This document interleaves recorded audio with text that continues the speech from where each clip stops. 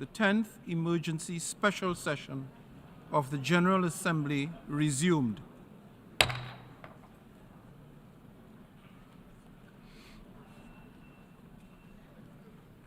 Members will recall that in paragraph 14 of its resolution ES 10/21 of 27th October 2023, the Assembly decided to adjourn the 10th Emergency Special Session temporarily and to authorize the President of the General Assembly at its most recent session to resume its meeting upon request from member states. In this regard, I should like to draw the attention of delegations to document A/ES 10/974, which contains a letter dated 8th December 2023 from the permanent representatives of Egypt and Mauritania to the United Nations in their respective capacities as chair of the Arab Group and Organization for Islamic Cooperation Group, requesting the resumption of the 10th Emergency Special Session of the General Assembly. I intend to conduct the proceedings of this meeting in accordance with the rules of procedure of the General Assembly and the past practices of its emergency special sessions. The General Assembly will now resume its consideration of Agenda Item 5, entitled Illegal Israeli Actions in Occupied East Jerusalem and the Rest of the Occupied Palestinian Territory. In this connection, the Assembly has before it draft resolution in document A/ES 10/L27 and draft amendments A/ES 10/L28 and A/ES 10/L29.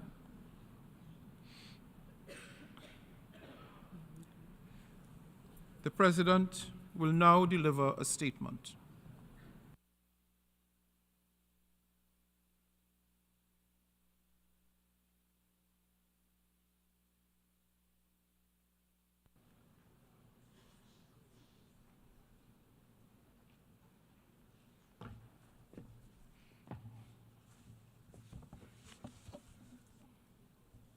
Excellencies, distinguished delegates,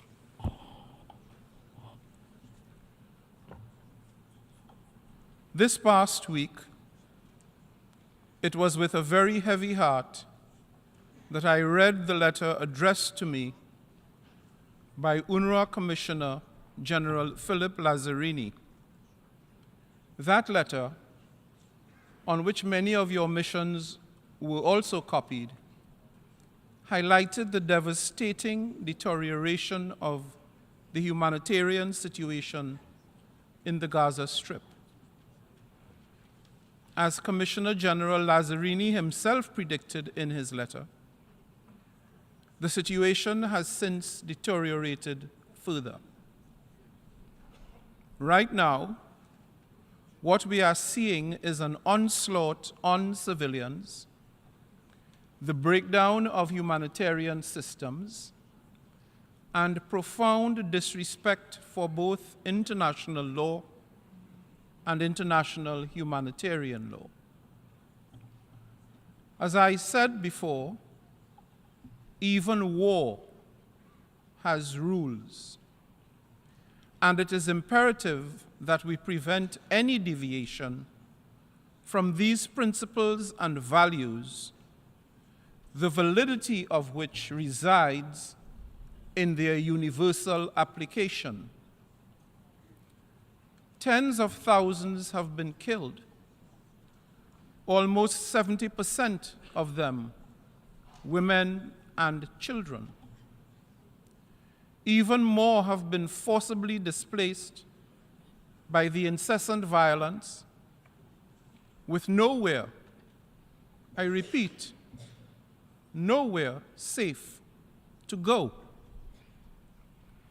and the targeting of hospitals, schools, and UN-provided shelters, now so overcrowded that they have ceased to function as safe havens, continues unabated. All the while, the blockade on humanitarian assistance has made the delivery of urgently needed life-saving aid near impossible.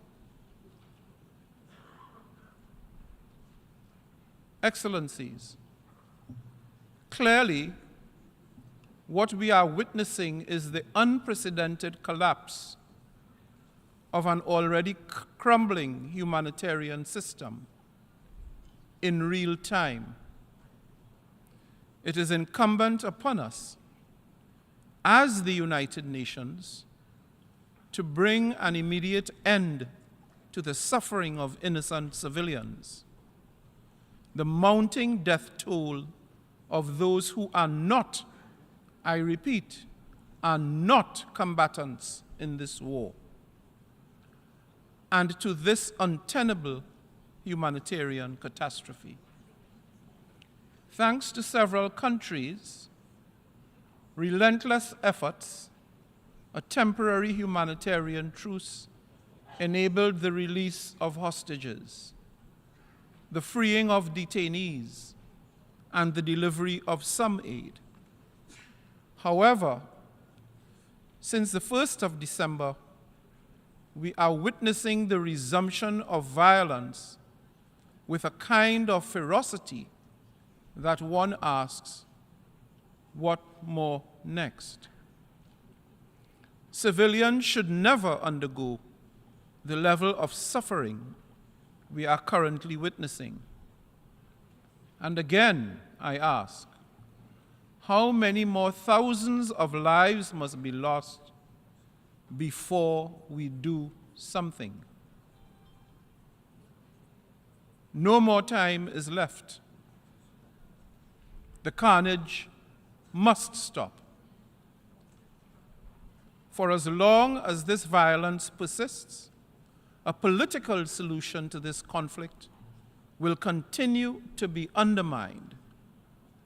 The longer it takes, the higher the risk that a negotiated two-state solution will increasingly become out of reach. So the fact of the matter is, quite simply, the violence must stop. It must. I therefore once again add my voice to the demand of for an immediate humanitarian ceasefire. We have one singular priority, only one: to save lives. Excellencies, casting our gaze towards the future, we must assess the situation with honesty in our hearts, truth in our words, and a commitment to peace as our utmost ambition. A ceasefire is the only realistic first step towards de-escalating tensions. How can we possibly listen to each other over the deafening thundering of bombs? On 26th October, you gathered in this chamber with the membership resoundingly and unequivocally calling for an immediate humanitarian ceasefire. On December 7th, once more, a veto was cast in the Security Council. Once again, this emergency special session has been resumed. We certainly cannot continue in this way without even the possibility, let alone the prospect, for a meaningful solution. As President of the General Assembly, I am committed to supporting any and all efforts to put an end to the bloodshed and the psychological torture of the people in Gaza. I used my recent attendance at the Doha Forum and every other platform I can to encourage cooperation among states with the same singular goal in mind: to make peace for all. In the name of humanity, I ask you all once again, stop this violence now. I thank you.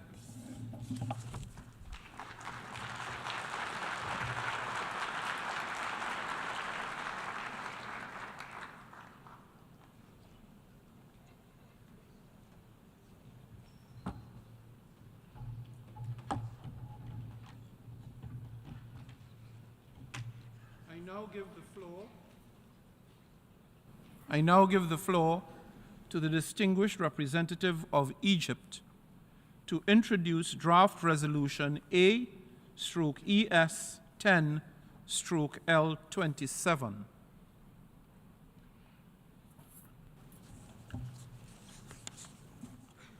سيد الرئيس، Mr. أشكركم بنيابتي عن I thank المجموعة you on العربية behalf of the على Arab سرعة group الاستجابة for quickly لعقد heeding هذا our الاجتماع call to hold this بناء على meeting. طلب المجموعتين العربية والإسلامية The call في from the Arab محاولة and Islamic لتجاوز ما groups in شهده an العالم attempt من to عرقلة overcome the لمحاولات obstruction مجلس الأمن تحمل of the Security مسؤولياته Council's عبر attempts to shoulder المطالبة its بإنفاذ responsibilities by وقف calling إنساني for an فوري لإطلاق immediate النار بالأراضي humanitarian الفلسطينية المحتلة. ceasefire in the occupied وما Palestinian شهدناه جميعا territory. من استخدام جائر لحق النقد There was an بمشروع قرار extensive لوقف use إطلاق النار of the الإنساني veto against the humanitarian بعد أن حاز ceasefire على دعم draft أكثر من resolution, 100 even عضو though it بالأمم was المتحدة supported by more than في 100 ساعات member states معدودة within a few مما hours of يعد the United مؤشرا Nations. على إدراك This is a الغالبية sign العظمى that the من majority المجتمع of the الدولي international لخطورة community is well وجسامة aware الوضع of the الراهن seriousness of the current وانعكاساته situation and الكارثية its على السلم والأمن repercussions, its الدوليين. tragic repercussions on سيد international الرئيس، peace and security. مشروع Mr. القرار President, المقدم the draft المرفوع للجمعية resolution العامة tabled اليوم today A/ES/10/L27 بسيط المضمون is very simple, واضح الأركان clear, صريح الغرض and explicit. ويقع في It 4 only فقرات includes عاملة فقط 4 operative paragraphs. إلا أن إنفاذ ما ورد بهذه الفقرات أعجز المجتمع الدولي لمدة جاوزت الشهرين has yet to happen رغم by the وضوح الوضع international الإنساني community for 2 الكارثي months. الذي يعانيه Even though أشقاؤنا the tragic الفلسطينيون humanitarian situation وسط الهجمات البربرية for the التي تشنها Palestinians. قوات They الاحتلال are الإسرائيلي ضد subjected to المدنيين في غزة barbaric attacks by التي أفضت Israeli إلى occupation معاناة forces إنسانية against تجاوزت كل civilians in الحدود Gaza.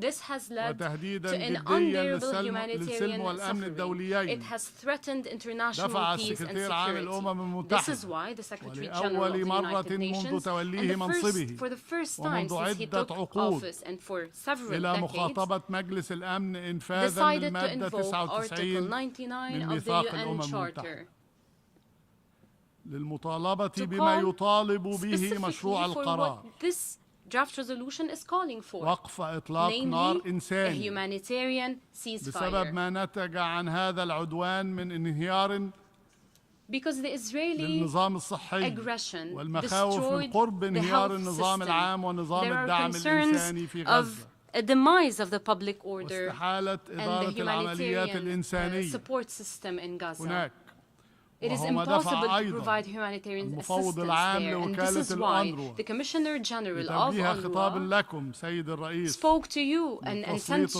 الضوء على letter الوضع الإنساني المتدهور في to shed قطاع light on the غزة deteriorating humanitarian وخطورته situation على in قدرة Gaza الأونروا على الوفاء and its بمهامها impact on UNRWA's capacity to ناهيك عن shoulder its خطورته على mandate سلامة وأمن موظفي and how it الوكالة. affects the safety and security سيد of الرئيس، UNRWA staff. Mr. President, تؤكد المجموعة the العربية Arab group أن stresses مساعي أقلية that من the الدول efforts الرامية by a للتصدي للرأي minority العام of الدولي states that are المطالب standing بوقف إطلاق against النار international public opinion, which is بذرائع calling for a ومبررات ceasefire, وهي are متعلقة using بحق إسرائيل في الدفاع عن void نفسها pretexts and justifications تتجاهل عن in عمد saying that Israel has the right to defend أن هذا itself. الحق لا ينطبق على إسرائيل This في is a احتلالها deliberate للأراضي الفلسطينية المحتلة sign. باعتبارها قوة And الاحتلال we would غير like to say that الشرعي. this right does not apply to وتتجاهل Israel أيضا because أن it is هذا the الحق لا occupying power. يعفي حال It's تطبيقه من occupying the الالتزام occupied بأبسط قيم Palestinian الإنسانية territories.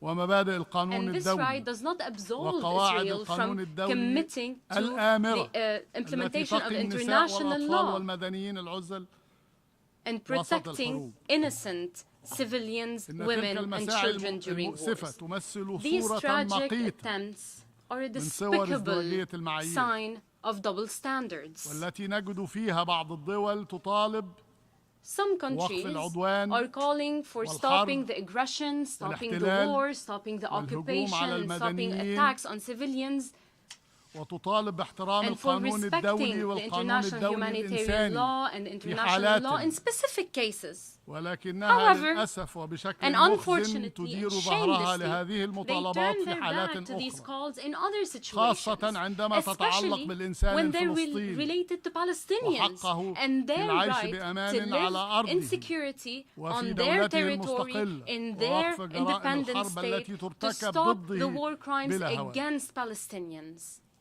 سيد الرئيس السادة Mr. الأعضاء President, ladies إن and اعتماد gentlemen, ثم إنفاذ the مشروع adoption القرار and the قيد نظر الجمعية implementation of العامة the اليوم draft resolution وفي by the قلبه General Assembly المطالبة بوقف today, إطلاق which is النار هو specifically وحده calling for a ceasefire, is الكفيل the بإنقاذ only أرواح الأبرياء guarantee for saving إذ تتناول innocent الفقرة civilians. الديباجية السادسة للمشروع بكل Paragraph توازن 6 of the وحياد preamble على is عكس ما قد very يدعيه balanced and البعض neutral.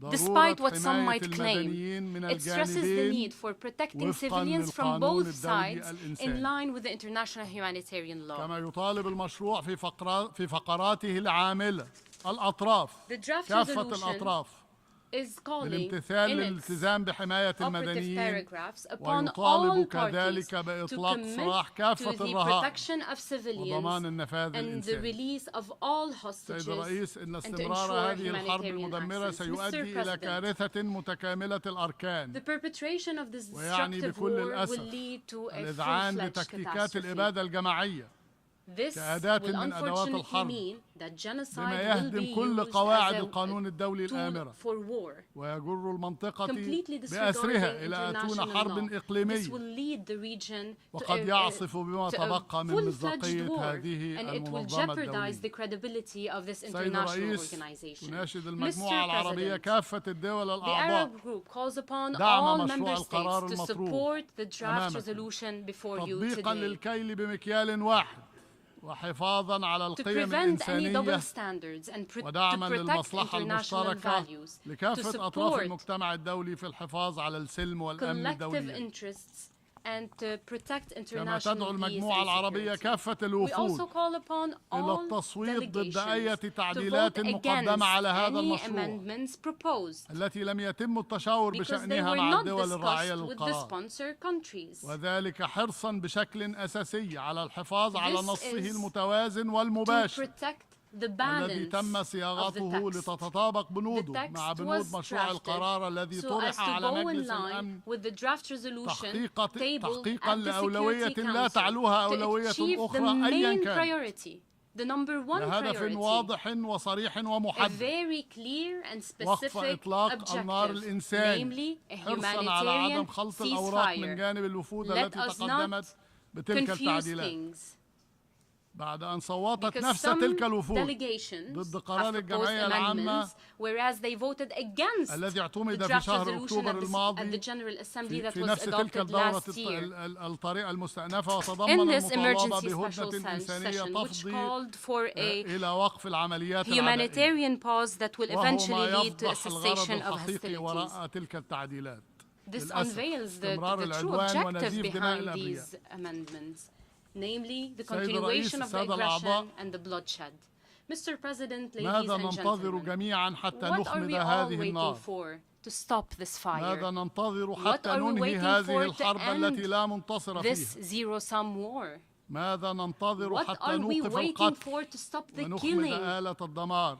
and stop the بل destructive هل war نستطيع machine? الانتظار أصلاً بعد أن تخطى عدد القتلى من Can we even المدنيين wait أكثر when من the number of 18,000 civilians killed شهيد has gone beyond أكثر من 18,000, 7,000 including more طفل than 7,000 بمعدل children, يبلغ مقتل طفل كل 10 with دقائق one child dying every 10 بالإضافة إلى minutes? عدد And when the number of the جرحى injured has جاوز exceeded بينما نتحدث 49,000 جريح 49,000 people, سادة الأعضاء أخاطب ضمائركم Excellencies, جميعا I am speaking to you, to your وأناشدكم conscience مسودة today. القرار I am calling upon you لوقف to نزيف support the الدماء draft resolution كل الدماء. to stop the The word on bloodshed. the procedure, Honorable President, I sincerely ask you, Mr. President, to suspend the debate following the introductions to proceed to take action on the draft resolution A/ES/10/L25 without delay, given the urgency of the situation on the ground and the importance of a global call for an immediate humanitarian ceasefire, with the understanding that the debate would resume immediately after action and the adoption of the resolution, and that emergency session 10 would only be temporarily adjourned after the conclusion of the debate. And I do thank you, Mr. President. Thank you very much. I thank the distinguished representative of Egypt. I now give the floor to the distinguished representative of Austria to introduce Amendment A/ES10/L28.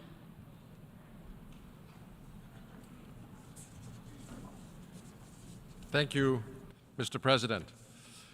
Excellencies, colleagues, and friends, I have the honor to introduce to you draft amendment L28 proposed by Austria on resolution L27 entitled Protection of Civilians and Upholding Legal and Humanitarian Obligations. We meet today in this emergency special session to address the dire humanitarian situation in Gaza. Austria is deeply concerned by the escalation following the heinous terrorist attacks by Hamas on Israeli civilians on 7 October. As our President stressed earlier, Austria has also continuously underlined the importance of ensuring the protection of all civilians at all times. Every civilian death is one too many. We have also called on more humanitarian aid to reach those in need and have increased our own contributions to humanitarian organizations. We very much welcome the humanitarian pauses and corridors that enable the release of some hostages and the provisions of urgently needed humanitarian aid.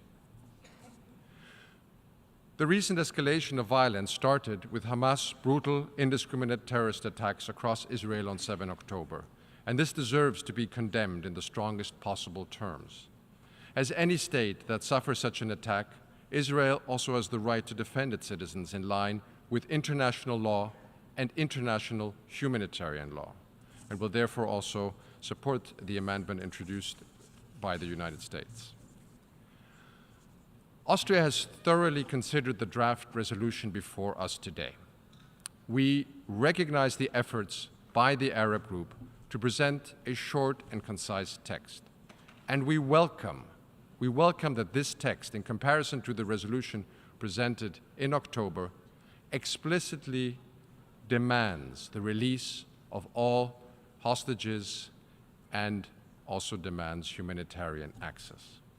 However, this resolution falls short in many ways, including the right of Israel to ensure its citizens are safe and in naming the terrorist group responsible for the taking of hostages. The innocent children, women, and men held captive in Gaza have not simply disappeared or lost their way. They were abducted by Hamas. We can't just ignore this fact. The reports of those freed clearly show Hamas' brutality and complete disregard for human dignity. It's with this purpose that Austria presented a short, constructive amendment that's based on agreed language from UN Security Council Resolution 2712, adopted on 15 November of this year. This resolution called for the immediate and unconditional release of all hostages held by Hamas and other groups, and ensuring immediate humanitarian access.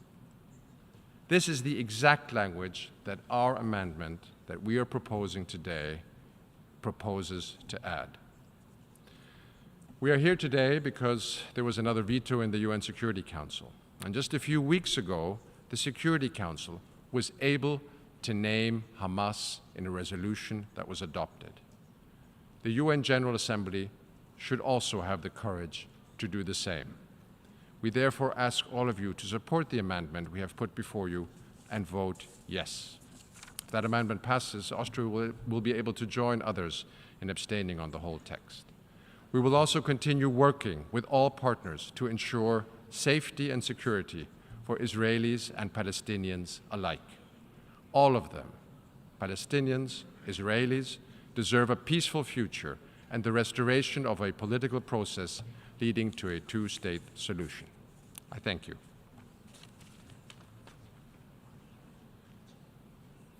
I thank the distinguished representative of Austria. And I now give the floor to the distinguished representative of the United States to introduce the draft amendment in A/ES10/L29. You have the floor, ma'am. Thank you, Mr. President. Colleagues, the last 2 months have been nothing short of devastating. Devastating for Palestinians who have lost their homes and their loved ones because of a conflict that Hamas set into motion. Devastating for Israelis who still face a barrage of rocket fire even as they continue to reel from Hamas's barbaric attacks on October 7th. Devastating for Jewish and Muslim people around the world who are targeted by rising levels of anti-Semitism and Islamophobia. And devastating for all those who dream of a sustainable peace in which Israelis and Palestinians enjoy equal measures of security, dignity, and freedom. That sustainable peace is what the United States wants to work towards. And that is what I believe so many members of this body want to work towards too. And indeed, there are aspects of this resolution that we do support. We agree that the humanitarian situation in Gaza is dire and requires urgent and sustained attention, that civilians desperately need food and water and shelter and medical care, that a devastating number of innocent people have been killed, and that civilians must be protected, consistent with international humanitarian law. In addition, we support the release of all hostages immediately and unconditionally. Roughly half of those kidnapped on October 7th remain in Gaza. That's over 100 people, subject to, as a number of released hostages have described, hell. And so we encourage you to vote yes on the amendment proposed by Austria, which, like the resolution passed in the Security Council on November 15th, call for Hamas and other groups to release the hostages and to provide humanitarian access to them immediately. Again, we support components of the resolution proposed today. But here's what else we support. We support speaking out with one voice to condemn Hamas for its terrorist actions on October 7th. Why is that so hard? To say unequivocally that murdering babies and gunning down parents in front of their children is horrific, that burning down houses while families shelter inside and taking civilians hostage is abhorrent. It's why today the United States is proposing an amendment that unequivocally rejects and condemns these atrocities. And we urge all members to vote yes and declare that what happened on October 7th is intolerable, period. This is the bare minimum, and it should not be that difficult.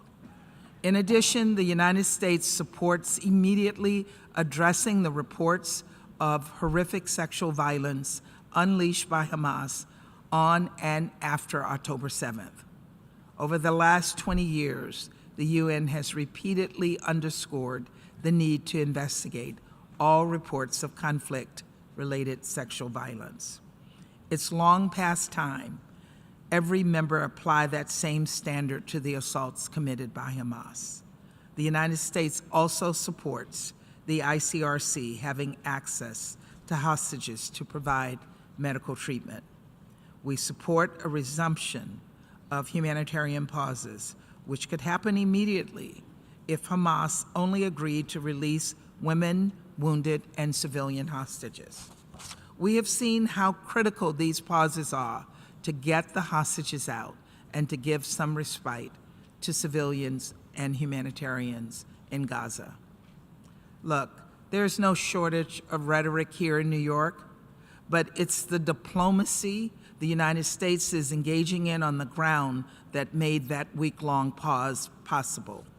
It was careful conversation and collaboration with Egypt and Qatar that helped reunite more than 100 hostages with their loved ones, and that dramatically expanded humanitarian assistance to Gaza during the break in fighting.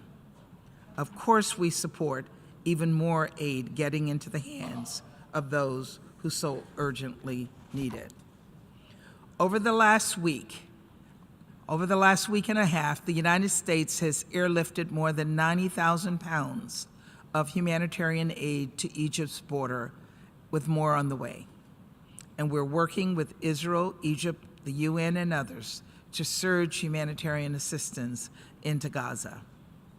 Israel's decision to open Kerem Shalom for inspections and screening of those humanitarian goods is essential and something we have been working toward in earnest. And Israel's commitment to ensure there's enough fuel to sustain the humanitarian assistance operation, including civilian infrastructure, is also vital. We've made clear to Israel we expect it to honor these commitments, and we will hold them to it. Colleagues, there's more we support. We support a more robust deconfliction mechanism to help protect UN and humanitarian personnel, far too many of whom have lost their lives while heroically working to save innocent people in Gaza. We support affirming that Israel, like every single country on earth, has the right and the responsibility to defend its people from acts of terrorism. Because we know that Hamas intends to repeat the horrors of October 7th again and again and again. A senior Hamas official said so himself on television. Indeed, it was Hamas that broke the 7-day pause last month by committing a vicious terror attack in Jerusalem, firing rockets into Israel, and then failing to release the hostages it had pledged to release. Let's be realistic here.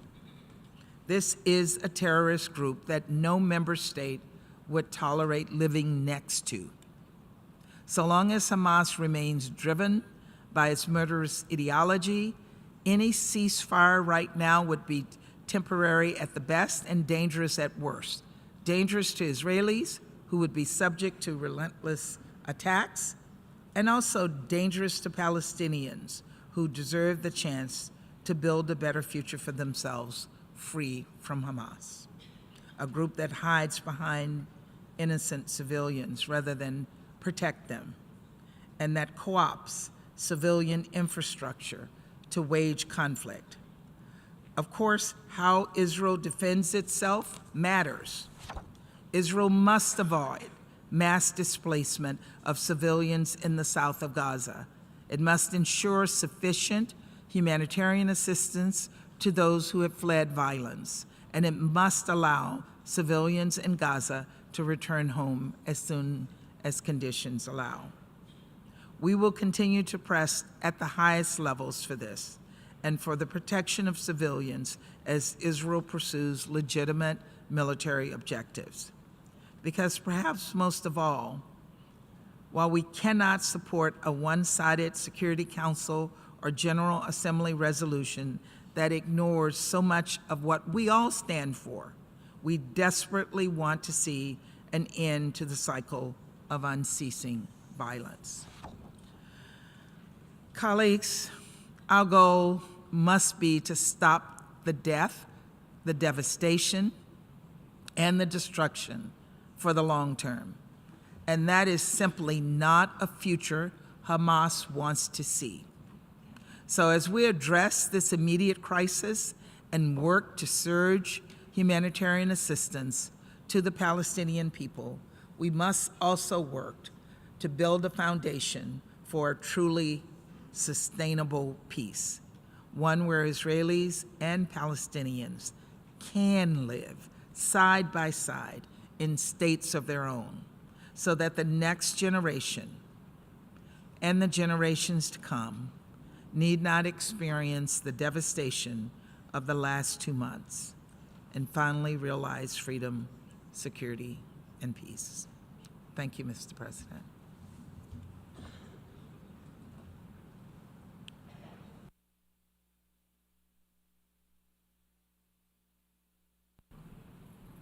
I should like to thank the distinguished representative of the United States. The representative of Egypt has moved that the debate on agenda item 5 be suspended at this stage for the Assembly to proceed to the consideration of draft resolution AES 10 L27, and that the debate would continue after the action on the draft resolution.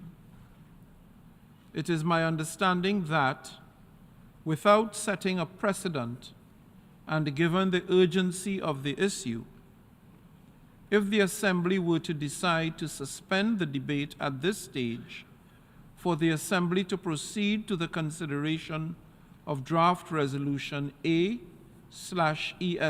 10/L27, and to continue the debate after the action on the draft resolution, and if the Assembly were to adopt the draft resolution subsequently, the 10th emergency special session would be adjourned temporarily following the conclusion of the debate on item 5.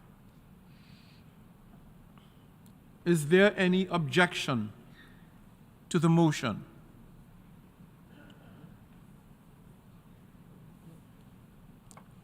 I see none. It is so decided. Since there is, the Assembly shall now proceed to consider the draft resolution A/ES 10/L27 and draft amendments A/ES 10/L28 and A/ES 10/L29. For your information, the draft resolution and draft amendments have closed for e-sponsorship. I now give the floor to the representative of the Secretariat.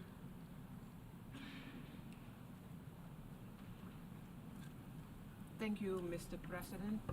I should like to announce that since the submission of the draft resolution, and in addition to the delegations listed on the L document, the following countries have also become co-sponsors of A/ES 10/L27: Afghanistan, Angola, Antigua and Barbuda, Azerbaijan, Bahamas, Bangladesh, Barbados, Belarus, Belgium, Belize, Benin, the plurinational state of Bolivia, Bosnia and Herzegovina, Botswana, Brazil, Brunei Darussalam, Cambodia, the Central African Republic, Chad, Chile, China, Colombia, Congo, Costa Rica, Cuba, the Democratic People's Republic of Korea, Dominica, El Salvador, Ethiopia, Fiji, Finland, Gambia, Grenada, Guyana, Honduras, Iceland, Indonesia, Ireland, Jamaica, Kenya, Kyrgyzstan, Lao People's Democratic Republic, Lesotho, Luxembourg, Malaysia, Maldives, Malta, Mexico, Myanmar, Namibia, Nicaragua, Nigeria, Norway, Peru, Philippines, Portugal, the Russian Federation, St. Kitts and Nevis, St. Lucia, St. Vincent and the Grenadines, San Marino, Senegal, Singapore, Slovenia, South Africa, Spain, Sri Lanka, Suriname, Tajikistan, Thailand, Timor-Leste, Trinidad and Tobago, Turkey, Turkmenistan, Uganda, Uzbekistan, Bolivarian Republic of Venezuela, Vietnam, and Zimbabwe. If any other countries wish to co-sponsor A/ES10/L27, please signify by pressing the microphone button now. Guinea-Bissau, Eritrea, Zambia, Mozambique,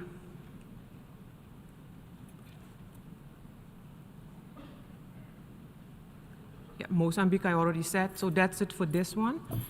And then I would like to go to L28, and I should like to announce that since the submission of the draft amendment, and in addition to the delegation listed on the L document, the following countries have also become co-sponsors of A/ES10/L28: Albania, Canada, Cyprus, Czechia, Greece, Japan, Lithuania, Montenegro, Ukraine, and the United States of America. If any other countries wish to co-sponsor A/ES10/L28, please signify by pressing the microphone button now. United Kingdom, Fiji, Papua New Guinea, Micronesia,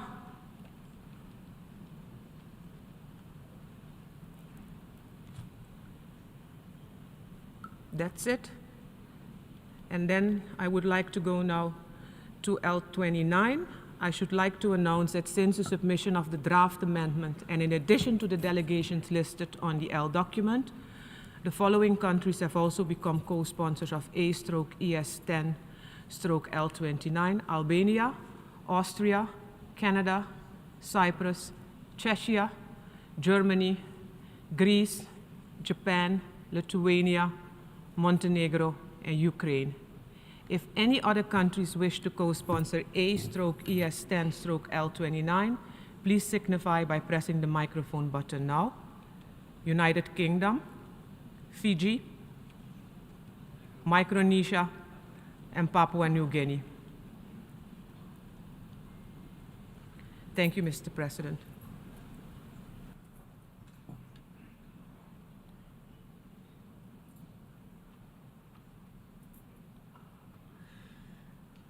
I thank the representative of the Secretariat.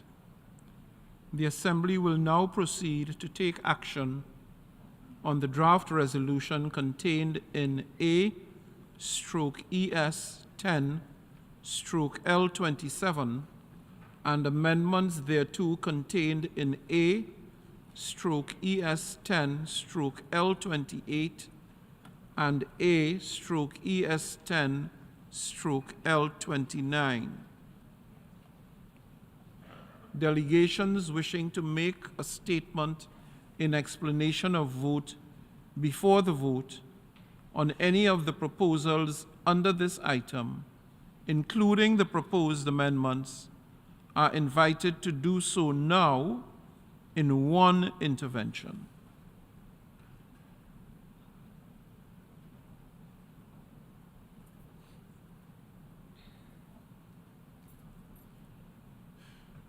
Before giving the floor for explanations of vote before the vote, may I remind delegations that explanations of vote are limited to 10 minutes and should be made by delegations from their seats. I now give the floor to Pakistan.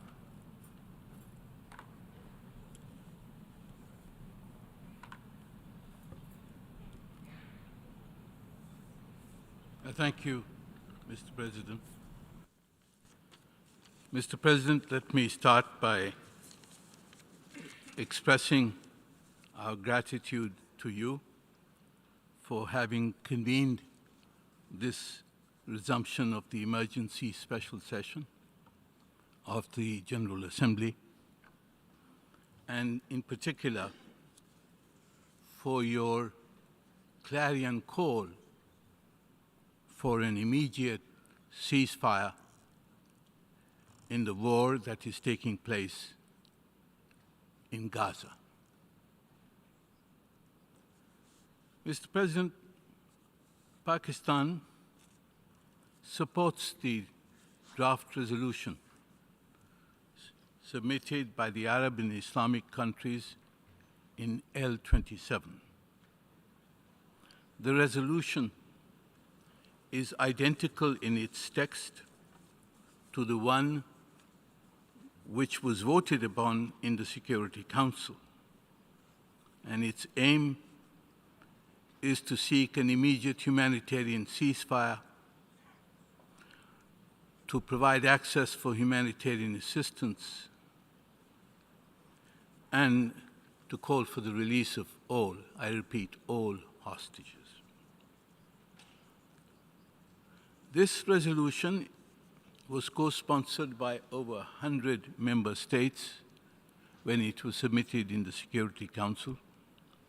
It obtained the affirmative votes of 13 of the 15 Council members, but it failed to pass due to the negative vote of a permanent member of the Security Council. Yet, the international community is not without recourse. The UN Charter provides the General Assembly with considerable residual powers, and acting under the Uniting for Peace process, we can take action to demand a halt to the war which is taking place and killing thousands of people every week. The draft resolution is one we are confident will elicit the support of the vast majority of the UN membership. Pakistan has not co-sponsored this draft resolution, and we have not done so because we reserve the right to submit amendments to ensure that the text which is adopted by the General Assembly is equitable and balanced. And it is a matter, therefore, of deep regret, if not surprise, that some friends of Israel have introduced amendments to once again condemn only one side, but exonerate the other. Unlike Canada, I cannot appeal to their sense of equity and justice. But what we can do is to appeal to the sense of humanity, of justice and fairness of the rest of the UN membership.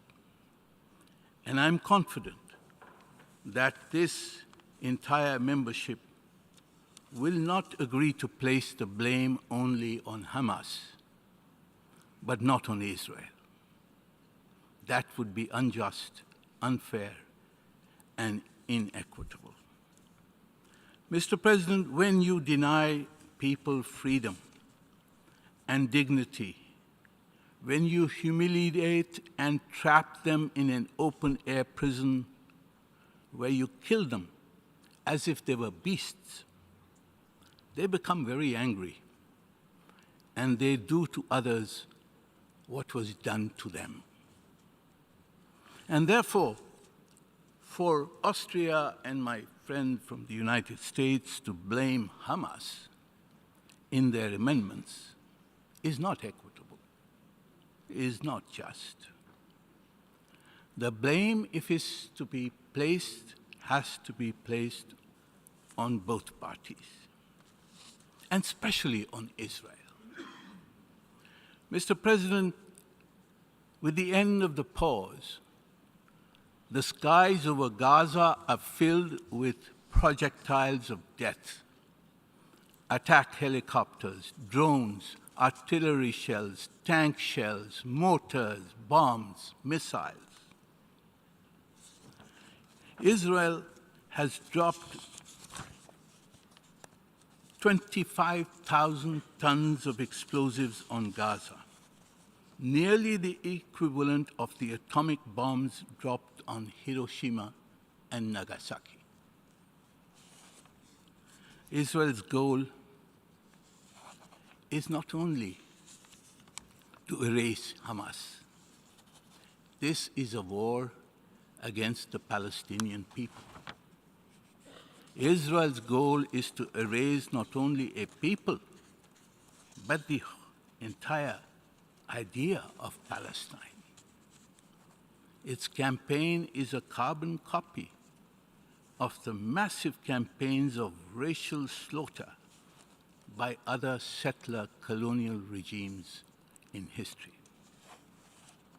Mr. President, over 18,000 Palestinians in Gaza have been killed, another 42,000 wounded, and more than 1.8 million people, over 80% of Gaza's population, have been driven from their homes. Thousands are missing, buried under the rubble. And yet Israel is not deterred.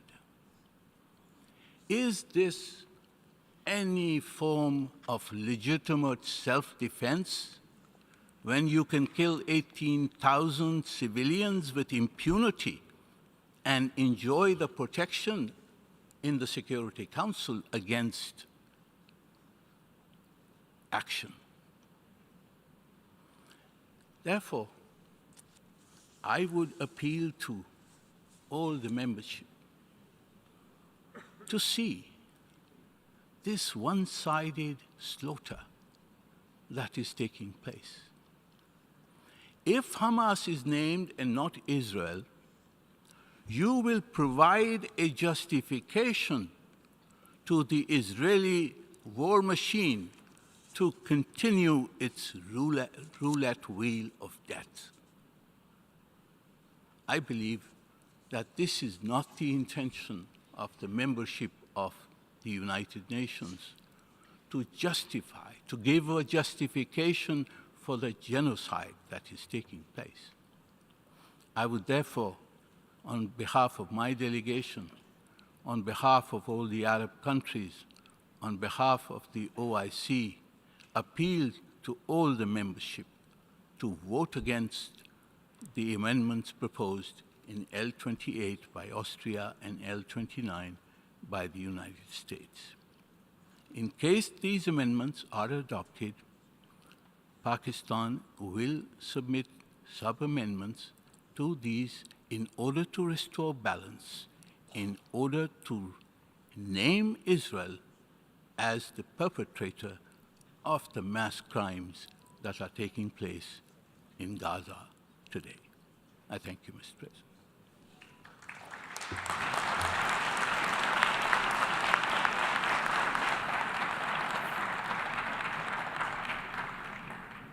I thank the representative of Pakistan, and I now call on the representative of Israel to take the floor.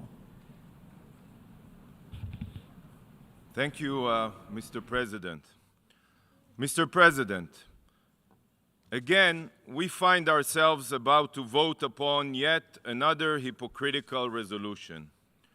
Not only does this resolution fail to condemn Hamas for their crimes against humanity, it doesn't even mention Hamas at all. This is a resolution that will only prolong the death and destruction in the region. That is precisely what a ceasefire means.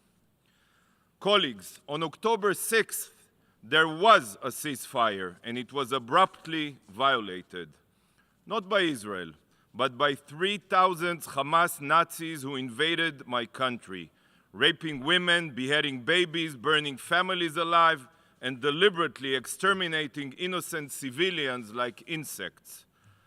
What would your countries do if you were in Israel's shoes? Call for a ceasefire? What would Moscow do? Beijing? Istanbul? How would you respond? Everyone here knows exactly. On December 1st, there was another pause in place. And again, it was violently ended by Hamas ISIS, who refused to release women held hostage and continued to fire rockets and missiles on our town and cities. Hamas raped women, committed heinous acts of sexual violence, took women and girls hostage, and is not only refusing to release them, but is also refusing the Red Cross's access to them. There are no war crimes more heinous than the atrocities Hamas committed, and those that support this resolution are giving the terrorists a free pass. A ceasefire means one thing and one thing only: ensuring the survival of Hamas, ensuring the survival of genocidal terrorists committed to the annihilation of Israel and Jews. This is no secret. Hamas's charter makes this clear, and Hamas leaders have publicly stated that October 7th was just a rehearsal. They have declared that they will repeat their atrocities again and again until Israel ceases to exist. So why would anyone want to aid Hamas in continuing their rule of terror and actualizing their satanic agenda? We all know that the so-called humanitarian ceasefire in this resolution has nothing to do with humanity. Israel is already taking every measure to facilitate the entry of humanitarian aid into Gaza. Thousands of aid trucks have entered with tens of thousands of tons of humanitarian aid. Field hospitals have been constructed. Floating hospital ships have been docked. And the only reason more aid is not entering Gaza is because UN bodies refuse to solve the logistical difficulties preventing all aid trucks waiting in Rafah from entering. If this resolution's true intent was humanitarian aid, it would be focused on improving the UN's logistical capabilities, not on a ceasefire. A ceasefire will only benefit the terrorists that steal the humanitarian aid for themselves. It will not benefit the people of Gaza. Is this your solution? What will happen the day after the ceasefire? Will this bring peace and stability to the region? Of course not. A ceasefire is a death sentence for countless more Israelis and Gazans.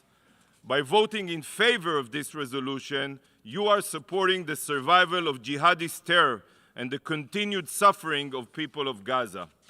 The exploitation of the Palestinians has made the UN a moral stain on humanity. Why are you continuing to allow them to make the United Nations irrelevant? If this body's intentions are just, why don't you just start by demanding a ceasefire only from those responsible for violating the past too? Why don't you hold the rapists and child murderers accountable? The time has come to put the blame where it belongs, on the shoulders of the Hamas monsters. But this resolution does not even condemn Hamas. It doesn't even mention Hamas. I honestly don't know how can someone look in the mirror and support a resolution that doesn't condemn Hamas and doesn't even mention Hamas by name. So at the very last, I urge you to vote for adding a condemnation of Hamas to the resolution. But you know what? I have an idea. If you want a real ceasefire, here is the right address. This is the phone number of Hamas's office in Gaza. You can all call +970-599-3765 and ask for Yihya Sinwar. Tell Hamas to put down their arms, turn themselves in, and return our hostages. This will bring a complete ceasefire that will last forever. So why are you not doing this? Why are you not holding Hamas accountable? Ironically, today is the United Nations International Day of Neutrality, the day on which the UN reminds itself to be an impartial mediator in de-escalating conflict. Ignoring the war crimes of genocidal terrorists on today of all days, this body further proves its utter irrelevance. What a disgrace.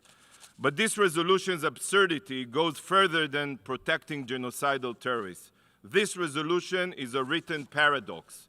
On the one hand, it calls for a ceasefire.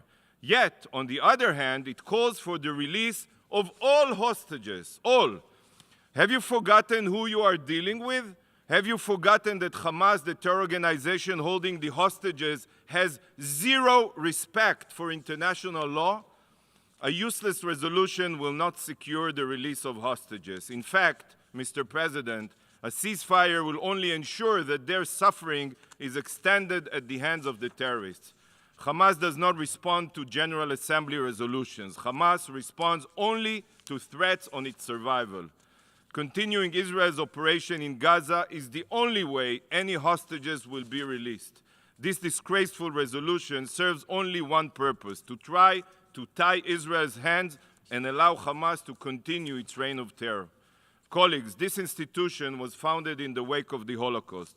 It was established to prevent such atrocities from ever happening again.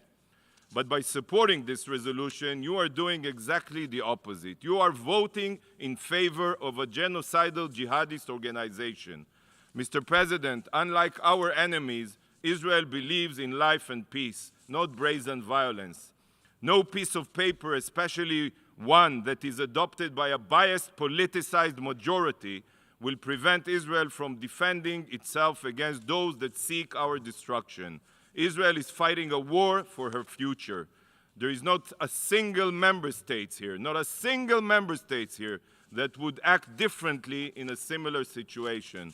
A ceasefire only serves to prolong Hamas's reign of terror, so I urge all member states to vote against this resolution. Thank you, Mr. President.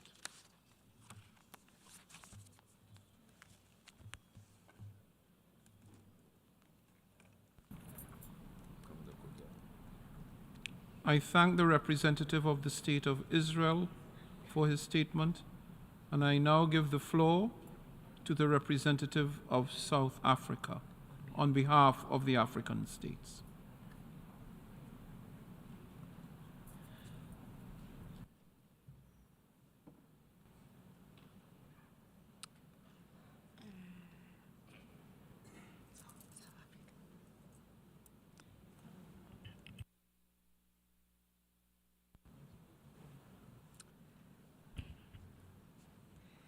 Thank you, Mr. President. I am delivering the statement, explanation of vote before the vote on behalf of my country, South Africa. We thank you for convening this emergency special session of the United Nations General Assembly, which has been called because of yet another failure of the Security Council to fulfill its mandate. We thank the Arab Group and the OIC respectively for requesting the resumption of the 10th emergency special session of the General Assembly. On 6 December, the Secretary General took the initiative to invoke Article 99 of the UN Charter, bringing to the attention of the Security Council a matter which, in his opinion, may aggravate existing threats to the maintenance of international peace and security. South Africa commends the Secretary General for taking this initiative, and we remain steadfast in calling for an immediate, comprehensive ceasefire to assess the needs on the ground, allowing for the full opening of all humanitarian corridors to grant much-needed aid and basic services to reach those in need. We therefore emphasize the urgent implementation of General Assembly resolutions to realize this and alleviate the suffering of Palestinians in desperate need of relief aid. The Secretary General's initiative was necessary in the context of the inability of the Council to, at the very least, call for a humanitarian ceasefire. The international institutions created at the end of the Second World War, including the United Nations, human rights instruments, and judicial mechanisms, were established so that history would not repeat the cruelty experienced during the war. Yet, by failure to act, to call for an end to the loss of civilian life, it has become clear that there is a selective application of the international instruments and the utilization of some of these mechanisms for attaining narrow interests. This has resulted in calling to questions the effectiveness of the system. As members of the General Assembly, this emergency special session presents an opportunity for us to illustrate that the organization that was created to give hope for peace is not tone deaf to the suffering of the most vulnerable. The ESS is an opportunity for us to illustrate that we are able to take on the responsibility entrusted to us by the UN Charter and international law, and call for an immediate ceasefire and not condone war in the name of self-defense. The events of the past 6 weeks in Gaza have illustrated that Israel is acting contrary to its obligation in terms of the Genocide Convention. As a UN member state, and owing to South Africa's painful past experience of a system of apartheid, this impresses on us as member states to take action in accordance with international law.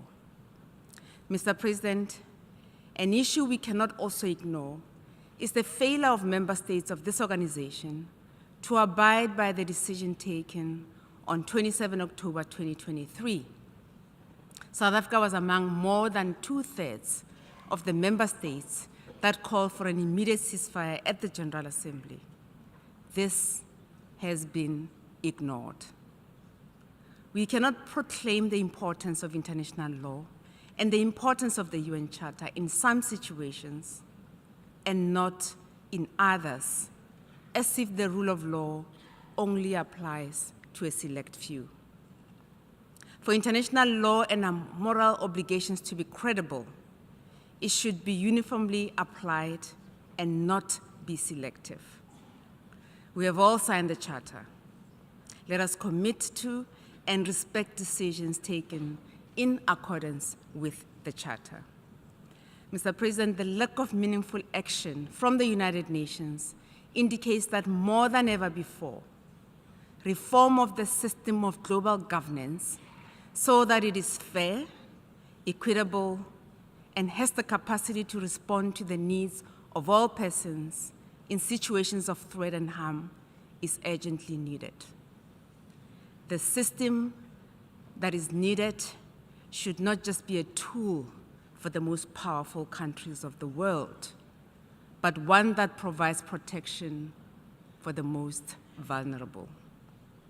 The inadequacy of the UN Security Council which has a mandate derived from the UN Charter for the maintenance of international peace and security, has become glaring. The Security Council, due to aggravated politicization, has not at the very least been able to call for a humanitarian ceasefire to allow for much needed humanitarian supplies to go to those that need it the most. This once again demonstrates the urgent need for the reform of this body. Mr. President, South Africa supports the GA draft resolution L27 being considered this afternoon, protection of civilians and upholding legal and humanitarian obligations. I thank you. We have heard the last speaker in explanation of vote before the vote. Before proceeding to take a decision on draft resolution, I wish to address the question concerning the majority required for the adoption of the draft resolution. In light of Article 18, paragraphs 2 and 3 of the Charter of the United Nations, is there any objection to taking action on draft resolution A/ES-10/L27 by a 2/3 majority of the members present and voting? I see no objection. The 2/3 majority of members present and voting is therefore required for the adoption of the draft resolution.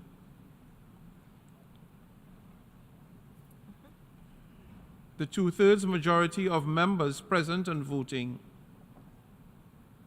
is therefore also required for the adoption of the amendments to the draft resolution. Before we proceed to take a decision on draft resolution A/ES-10/L27, in accordance with Rule 90 of the Rules of Procedure, the Assembly shall first take a decision on draft amendments A/ES-10/L28 and A/ES-10/L29 one by one.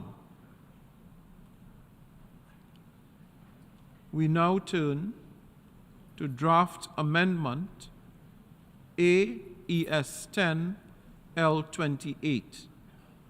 A recorded vote has been requested. We shall now begin the voting process. Those in favor of draft amendment A/ES-10/L28, please signify. Those against and abstentions. The General Assembly is now voting on draft amendment A/ES-10/L28. Will all delegations confirm that their votes are correctly reflected on the screen? The voting has been completed. Please lock the machine.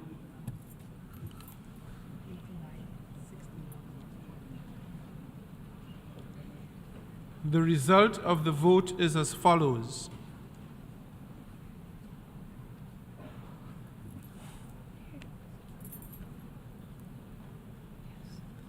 "89 in favor, 61 against, and 20 abstentions. Having failed to obtain the required 2/3 majority, draft amendment A/ES-10/L28 is not adopted.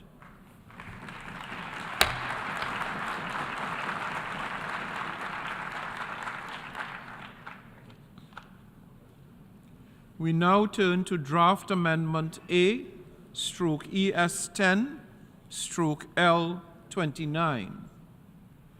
A recorded vote has been requested. We shall now begin the voting process. Those in favor of draft amendment A/ES10/L29, please signify. Those against, and abstentions. The General Assembly is now voting on draft amendment A/ES10/L29. Will all delegations confirm that their votes are correctly reflected on the screen? The voting has been completed. Please lock the machine.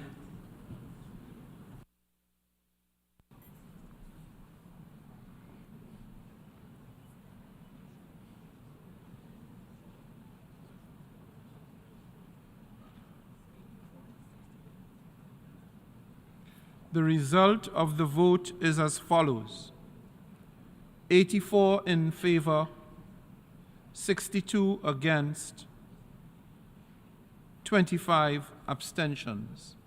Having failed to obtain the required 2/3 majority, draft amendment A/ES10/L29 is not adopted.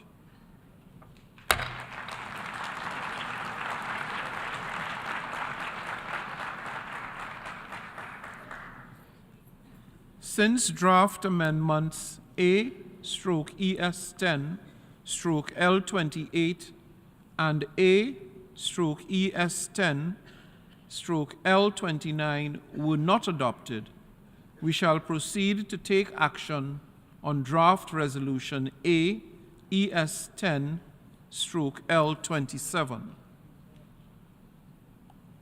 The Assembly will now take a decision on draft resolution A/ES10/L27 entitled Protection of Civilians and Upholding Legal and Humanitarian Obligations. A recorded vote has been requested. We shall now begin the voting process.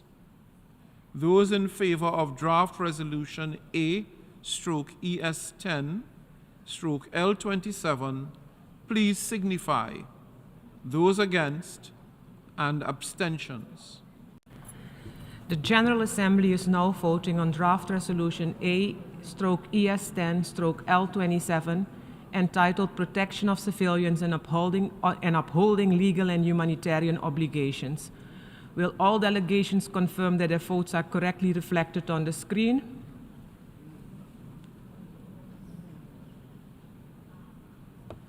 The voting has been completed. And please lock the machine.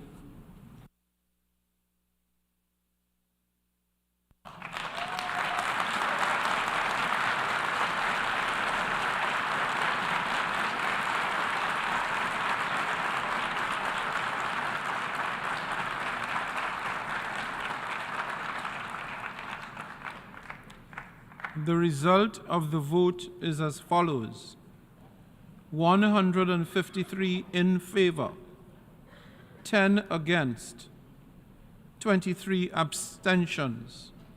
Draft resolution A/ES10/L27 has been adopted.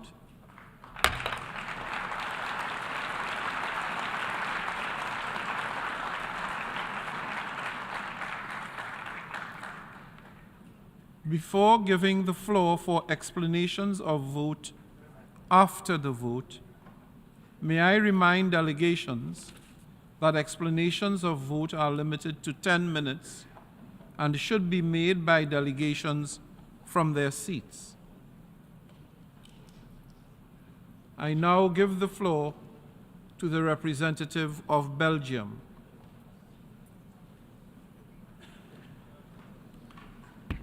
Monsieur le Président,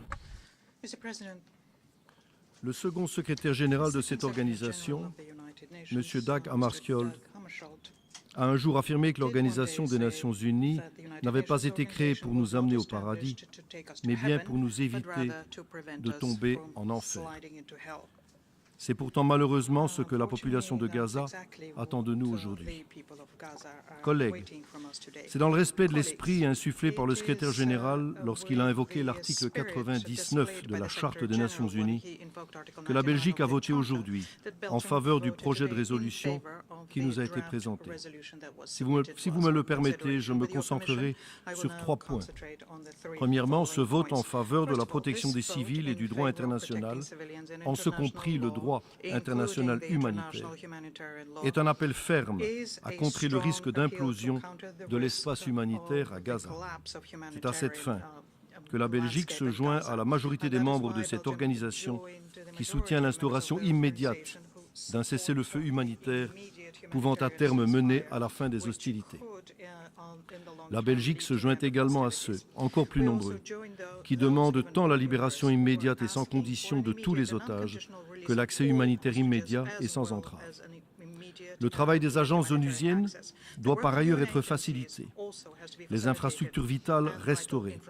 Nous plaidons pour l'ouverture continue du point de passage de Kerem Shalom afin de faciliter et d'accélérer le ravitaillement vital. Il doit être mis fin à toute entrave délibérée de l'acheminement de l'aide aux civils. Deuxièmement, mes chers collègues, ces considérations humanitaires ne doivent pas être interprétées comme un appel à la fin de la lutte contre le Hamas et autres groupes terroristes. La solution ne viendra pas des extrémistes et autres ennemis de la paix. Les actions de ceux-ci augmentent le risque de débordement du conflit en Cisjordanie et dans la région. Il doit y être mis fin. La Belgique soutient à ce titre la reddition des comptes et appuie l'adoption de mesures coercitives à l'égard des terroristes, comme celle adoptée ce vendredi 8 décembre par l'Union européenne contre les cadres du Hamas, mais également à l'égard des extrémistes violents. La Belgique a soutenu l'amendement américain dans cette optique, en espérant que son adoption nous permette de franchir une étape importante ici à New York. Mes chers collègues, il nous revient désormais de contribuer, c'est mon troisième point, collectivement à la création d'un environnement propice à la recherche d'une solution négociée à la question palestinienne. Un environnement permettant de dégager un horizon politique qui aboutira à une solution à 2 États. La Belgique soutiendra les acteurs constructifs dont l'action nous rapprochera de cet objectif. La Belgique appuie à cette fin l'organisation en temps voulu d'une conférence internationale pour la paix. C'est également tout le sens de l'effort pour la journée de la paix, Peace Day Effort, porté conjointement par l'Union européenne et par la Ligue des États arabes. Mes chers collègues, nous devons agir collectivement sur le court terme en donnant forme à un cessez-le-feu humanitaire, sur le moyen terme en mettant fin aux agissements des terroristes et des extrémistes violents, et sur le long terme en travaillant à une solution durable de ce conflit qui garantisse à Israël la possibilité de vivre en paix et en sécurité et qui réalise enfin le droit à l'autodétermination du peuple palestinien. Je vous remercie.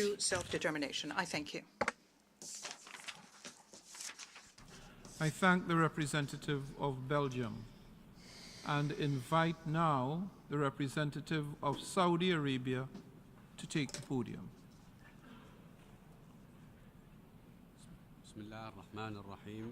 In the name of God, the merciful, the compassionate, Mr. President, صوت وفد بلادي لصالح القرار voted المقدم هذا for اليوم draft أملا resolution في إنهاء today هذه in the الظروف hope والمعاناة that these المأساوية التي يواجهها الشعب الفلسطيني tragic جراء circumstances حملة عسكرية and دموية suffering عديمة caused الإنسانية by من an قبل قوات inhumane الاحتلال military الإسرائيلية. attack by the السيد occupation الرئيس Israeli اسمحوا لي forces في stop. البداية أن Mr. أتوجه President, لكم allow me بالشكر at the على outset to استجابتكم thank you لاستئناف for الدورة الطارئة responding to الاستثنائية our في call العاشرة to الجمعية resume the العامة 10th emergency التي special تنعقد إثر session, which فشل is held مجلس because الأمن of the Security مجددا Council, which في has إصدار failed قرار once لإيقاف again إطلاق to النار adopt في a draft غزة resolution حيث for, نجتمع to هنا call for a للمرة ceasefire in الثانية Gaza. تحت We are هذه meeting for القبة the في second ظل time ظروف in the General أصعب Assembly وأكثر in light ألما of في الوقت very الذي لا difficult تزال and فيه more حملة painful القتل circumstances as the والتهجير killing, الشرسة مستمرة displacement ولا تزال campaign انتهاكات continues, المواثيق and as the والقرارات الشرعية violations الدولية of والمبادئ resolutions of الإنسانية international legitimacy and مستمرة international law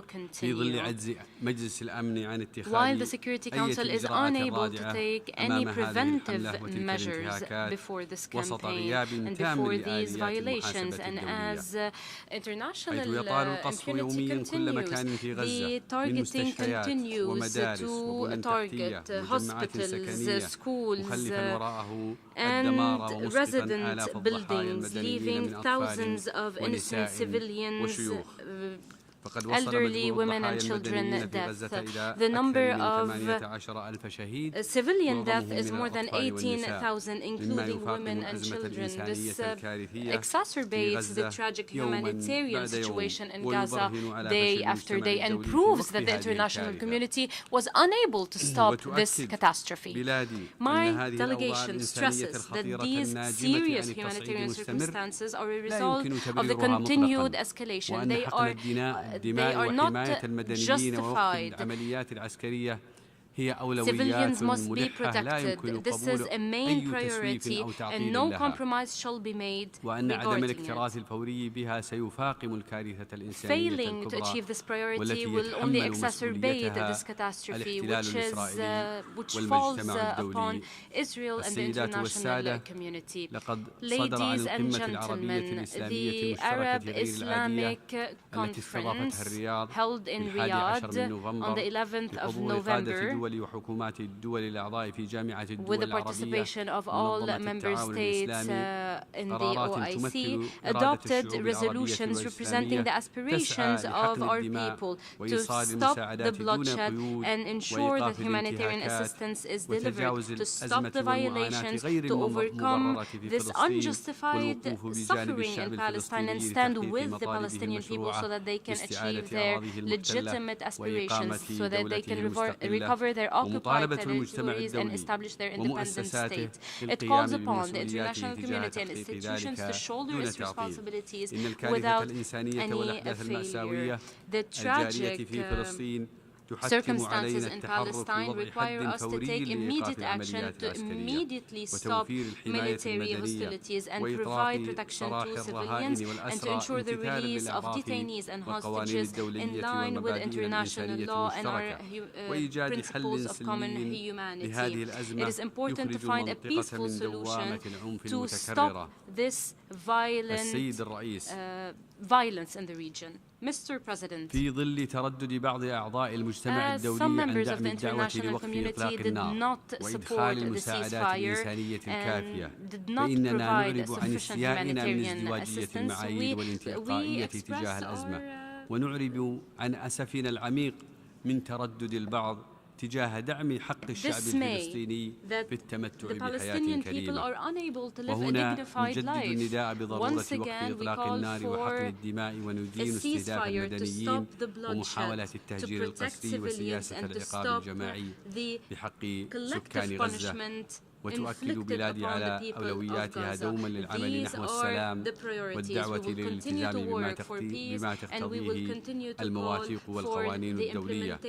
وإذ نعتبر أن الأزمة الحالية هي نتاج تقاعس المجتمع الدولي عن إنهاء الاحتلال وإنفاذ حل الدولتين وأن السكوت عن الممارسات الإسرائيلية غير الشرعية على مدار 70 عاما هي ما أوصلت المنطقة إلى الأزمة الحالية.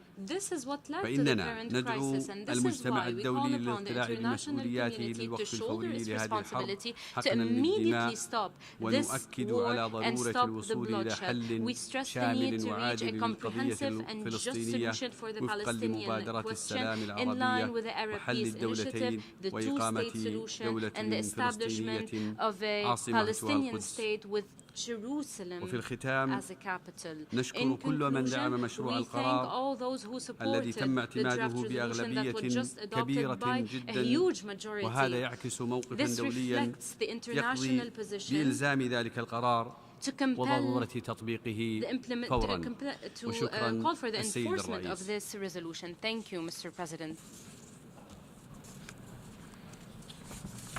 I thank the representative of Saudi Arabia, and I now invite the representative of India to take the floor. Mr. President, India has voted in favor of the resolution just adopted by the General Assembly. The situation that this august body has been deliberating upon has many dimensions. There is the terrorist attack in Israel on 7 October and the concern for the hostages taken at that time. There is an enormous humanitarian crisis and the large-scale loss of civilian lives, especially of women and children. There is the issue of observing international humanitarian law in all circumstances. And there is the endeavor to find a peaceful and lasting two-state solution to the long-standing Palestine question. Our challenge in this extraordinarily difficult time is to strike the right balance. The gravity and complexity of what the international community faces is underlined by the Secretary-General invoking Article 99 of the Charter of the United Nations.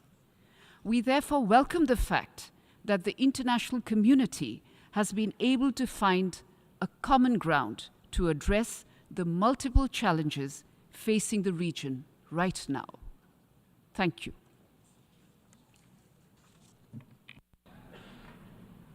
I thank the representative of India, and I now give the floor to the representative of Bulgaria.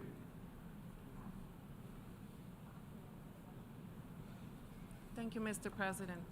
Mr. President, Bulgaria is gravely alarmed by the catastrophic situation of civilians in Gaza and reiterates its call for continued rapid, safe, and unhindered humanitarian access and aid to reach those in need through all necessary measures.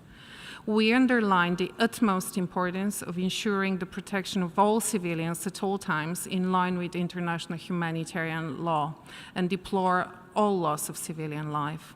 Every lost life is one too many. However, we must also recognize that the heinous and indiscriminate terrorist attacks of Hamas across Israel, which we condemn in the strongest terms, brought unimaginable suffering of civilians. There is no justification for terror, and Israel has the inherent right to defend itself in accordance with international law and international humanitarian law. Unfortunately, the resolution that was just adopted falls short of recognizing that, and for those reasons, Bulgaria had to abstain on it. Thank you.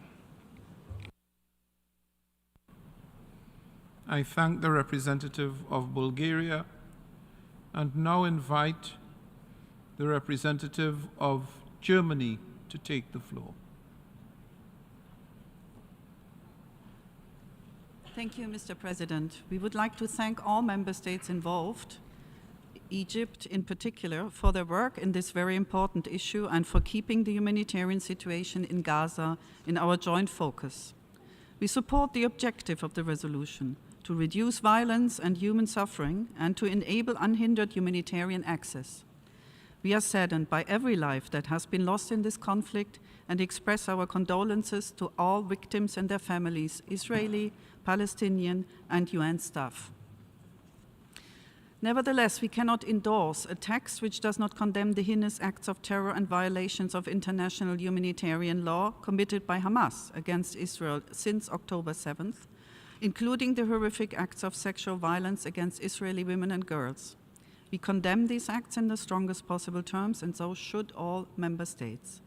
It has been more than 2 months that Hamas continues to attack Israel with rockets on a daily basis and uses Palestinian civilians as human shields. We reiterate our call on Hamas and others to immediately release all remaining hostages and lay down their weapons. We commend efforts undertaken by the United States, Qatar, and Egypt to secure the release of hostages. Mr. President, how can we possibly demand a humanitarian ceasefire while attacks by Hamas continue? Israel has a right to defend itself in accordance with international law and international humanitarian law. At the same time, we will continue to call for humanitarian pauses and unhindered humanitarian access so that assistance can reach those in need. Civilians need to be protected during conflict. It breaks our hearts to witness the immense suffering of the Palestinian population, especially women and children. Germany supports the UN Secretary-General's efforts to act to mitigate a humanitarian catastrophe in Gaza and the collapse of the humanitarian system. We will continue to do our utmost to help alleviate the suffering of the civilian population in Gaza, including by supporting humanitarian relief efforts. We will remain committed to supporting the Palestinian people now and in the future.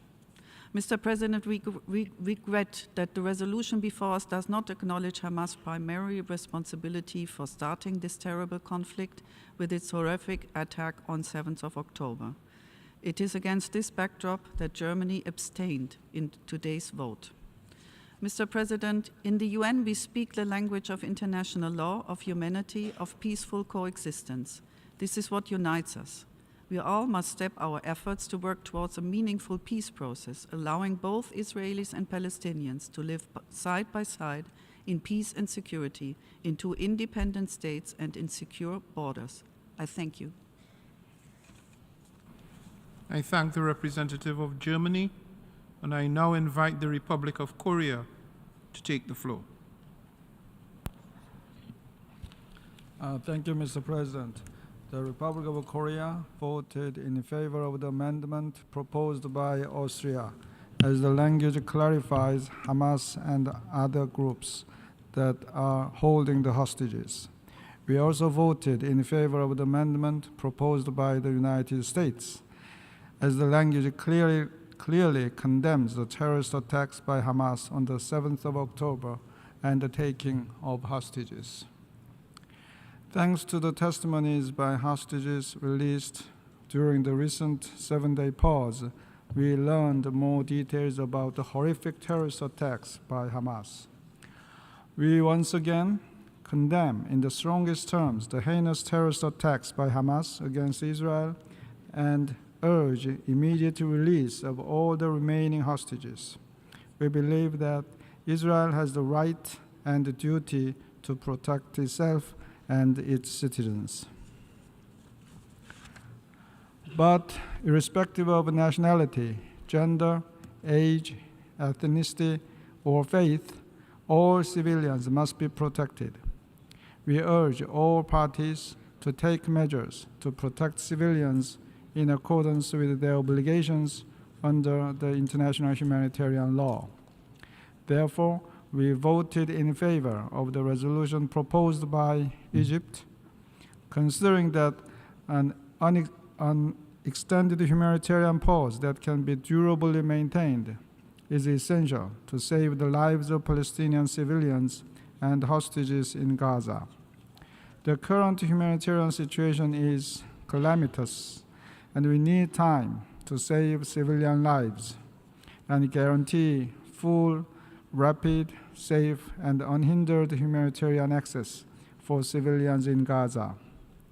Far too many civilian lives have been lost, and those alive are also suffering from the lack of requisite humanitarian assistance and essential services. The cessation of hostilities is also needed to facilitate the release of all the remaining hostages held in Gaza. Mr. President, this vicious cycle in the Middle East must stop, and now is the time to redouble our efforts to realize the two-state solution. Sustainable peace in the region can only be achieved through sincere negotiations based on the two-state solution, with both Israelis and Palestinians living side by side in peace, within secure and recognized borders, consistent with international law and relevant UN resolutions. We hope the UN can speak with one voice to this end. As an incoming Security Council member, the Republic of Korea is determined to help achieve the common aspiration of the world for peace in the Middle East. I thank you, Mr. President. I thank the representative of South Korea, and now I invite the representative of Cyprus to take the floor.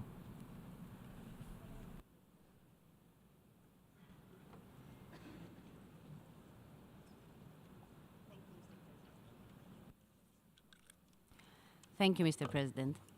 This emergency special session has been called due to the alarming humanitarian situation in Gaza.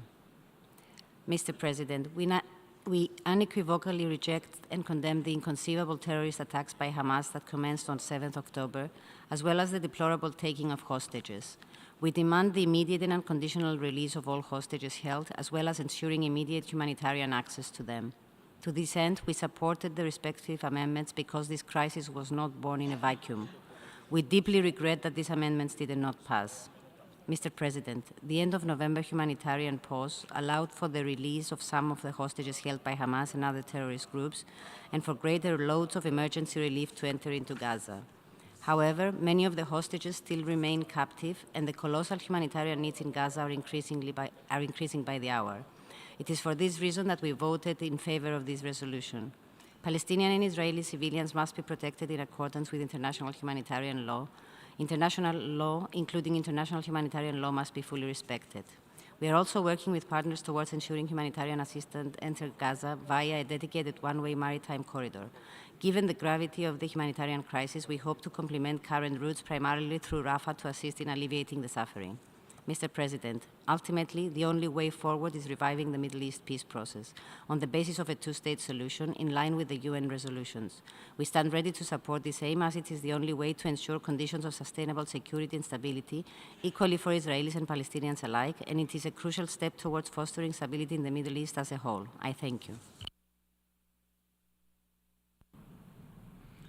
I thank the representative of Cyprus, and I now invite the representative of Australia to take the floor. Mr. President, Australia appreciates the Arab group bringing forward this resolution. Australia is gravely concerned about the dire humanitarian situation in Gaza. Human suffering is widespread and unacceptable. Civilians who fled northern Gaza are now being pushed further south, and as the conflict spreads south, there are increasingly few safe spaces to go. The world has witnessed a harrowing number of civilian deaths, including children. This must not continue. Australia again calls for safe, unimpeded and sustained humanitarian access in Gaza and safe passage for civilians. We acknowledge the gravity of the Secretary-General's invoking Article 99. Australia welcomed the humanitarian pause agreed by the parties in November and brokered by the United States, Egypt and Qatar.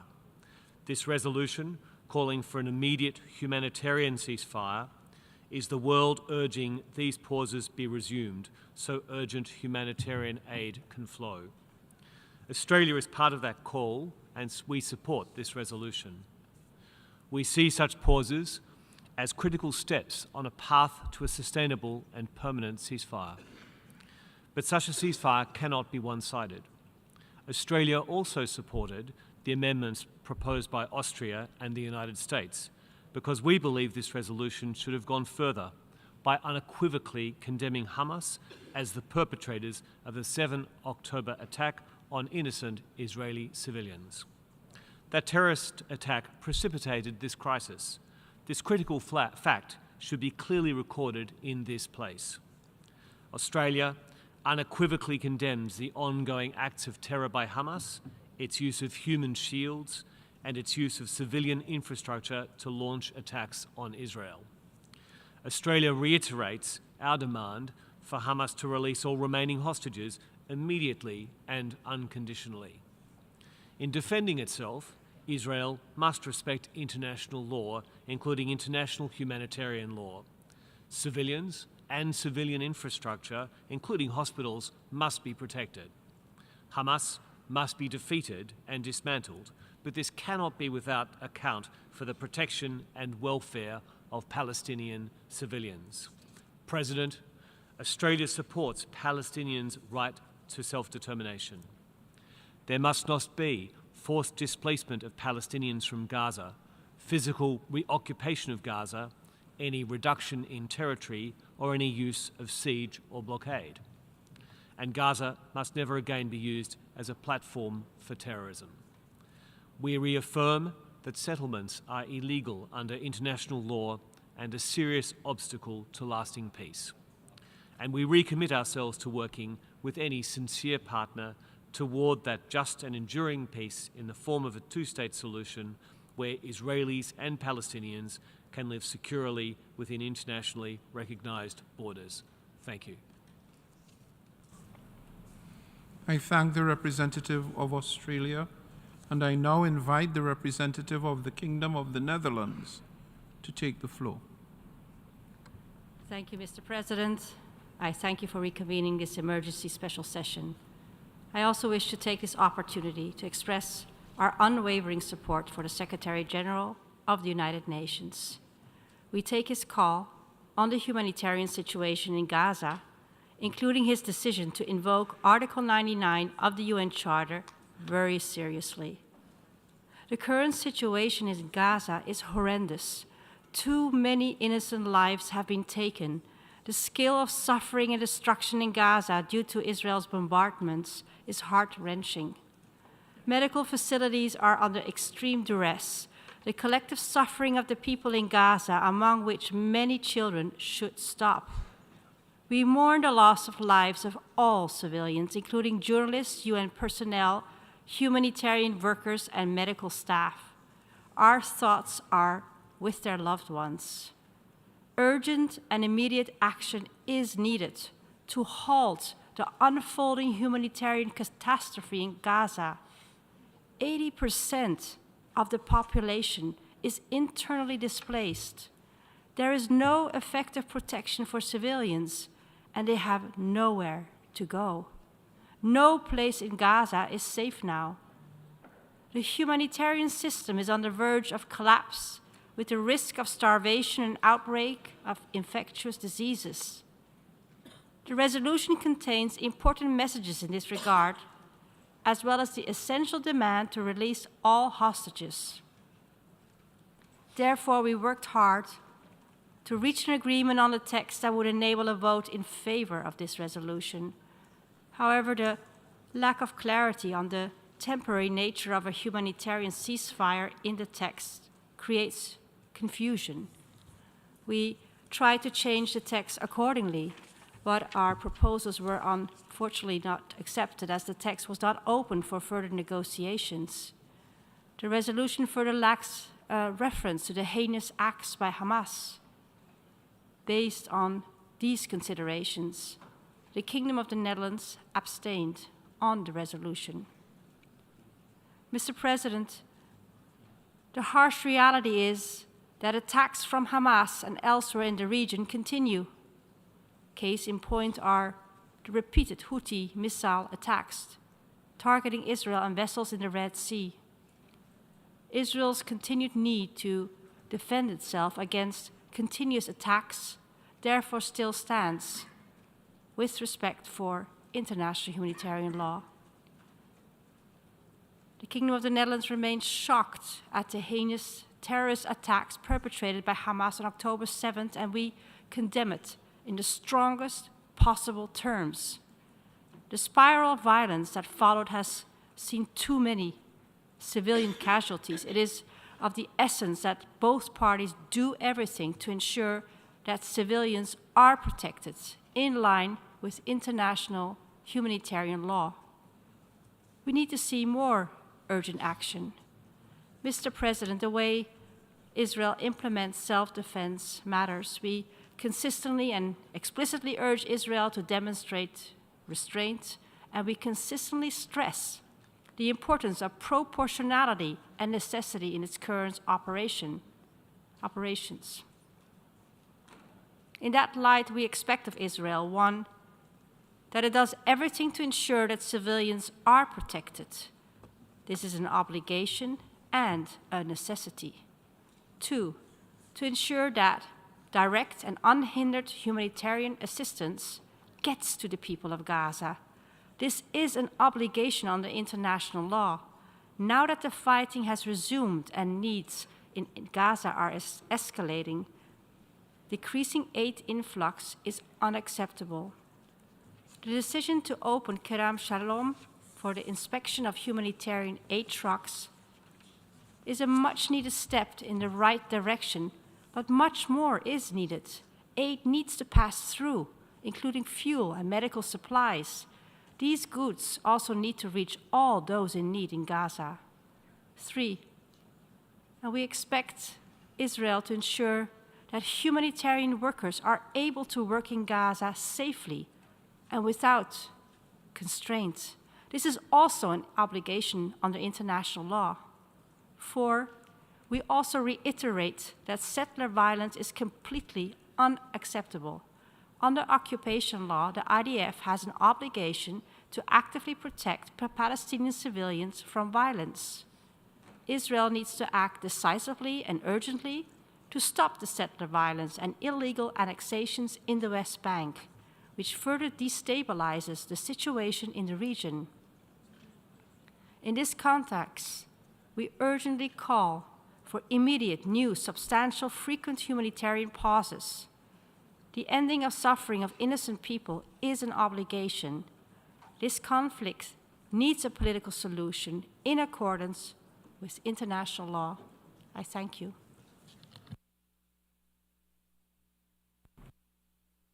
I thank the representative of the Kingdom of the Netherlands, and I now invite the representative of the Islamic Republic of Iran to take the floor.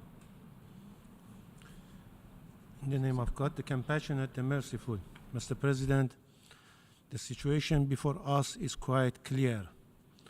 One member state, a permanent member of Security Council, misusing its unequal authority of veto power and in clear disregard to the united will of international community, has decided to stand with Israeli criminal regime and materially enable this regime in its ongoing massacre against civilians in Gaza. The United States blatantly opposing a ceasefire, which means prescribing war, violence, and eventually more death for children and women in Gaza. As highlighted by Secretary General in his recent briefing before the Security Council, no place in Gaza is safe, and there is an imminent risk of a total collapse of the humanitarian support system. The Secretary General, using his authority under Article 99 of the United Nations Charter, has urgently called upon the Security Council to intervene and bring a halt to the Israeli regime's attack in Gaza. This call received full support from the international community. The United Nations Charter initially predicted the power of veto as a tool to maintain and ensure international peace and security.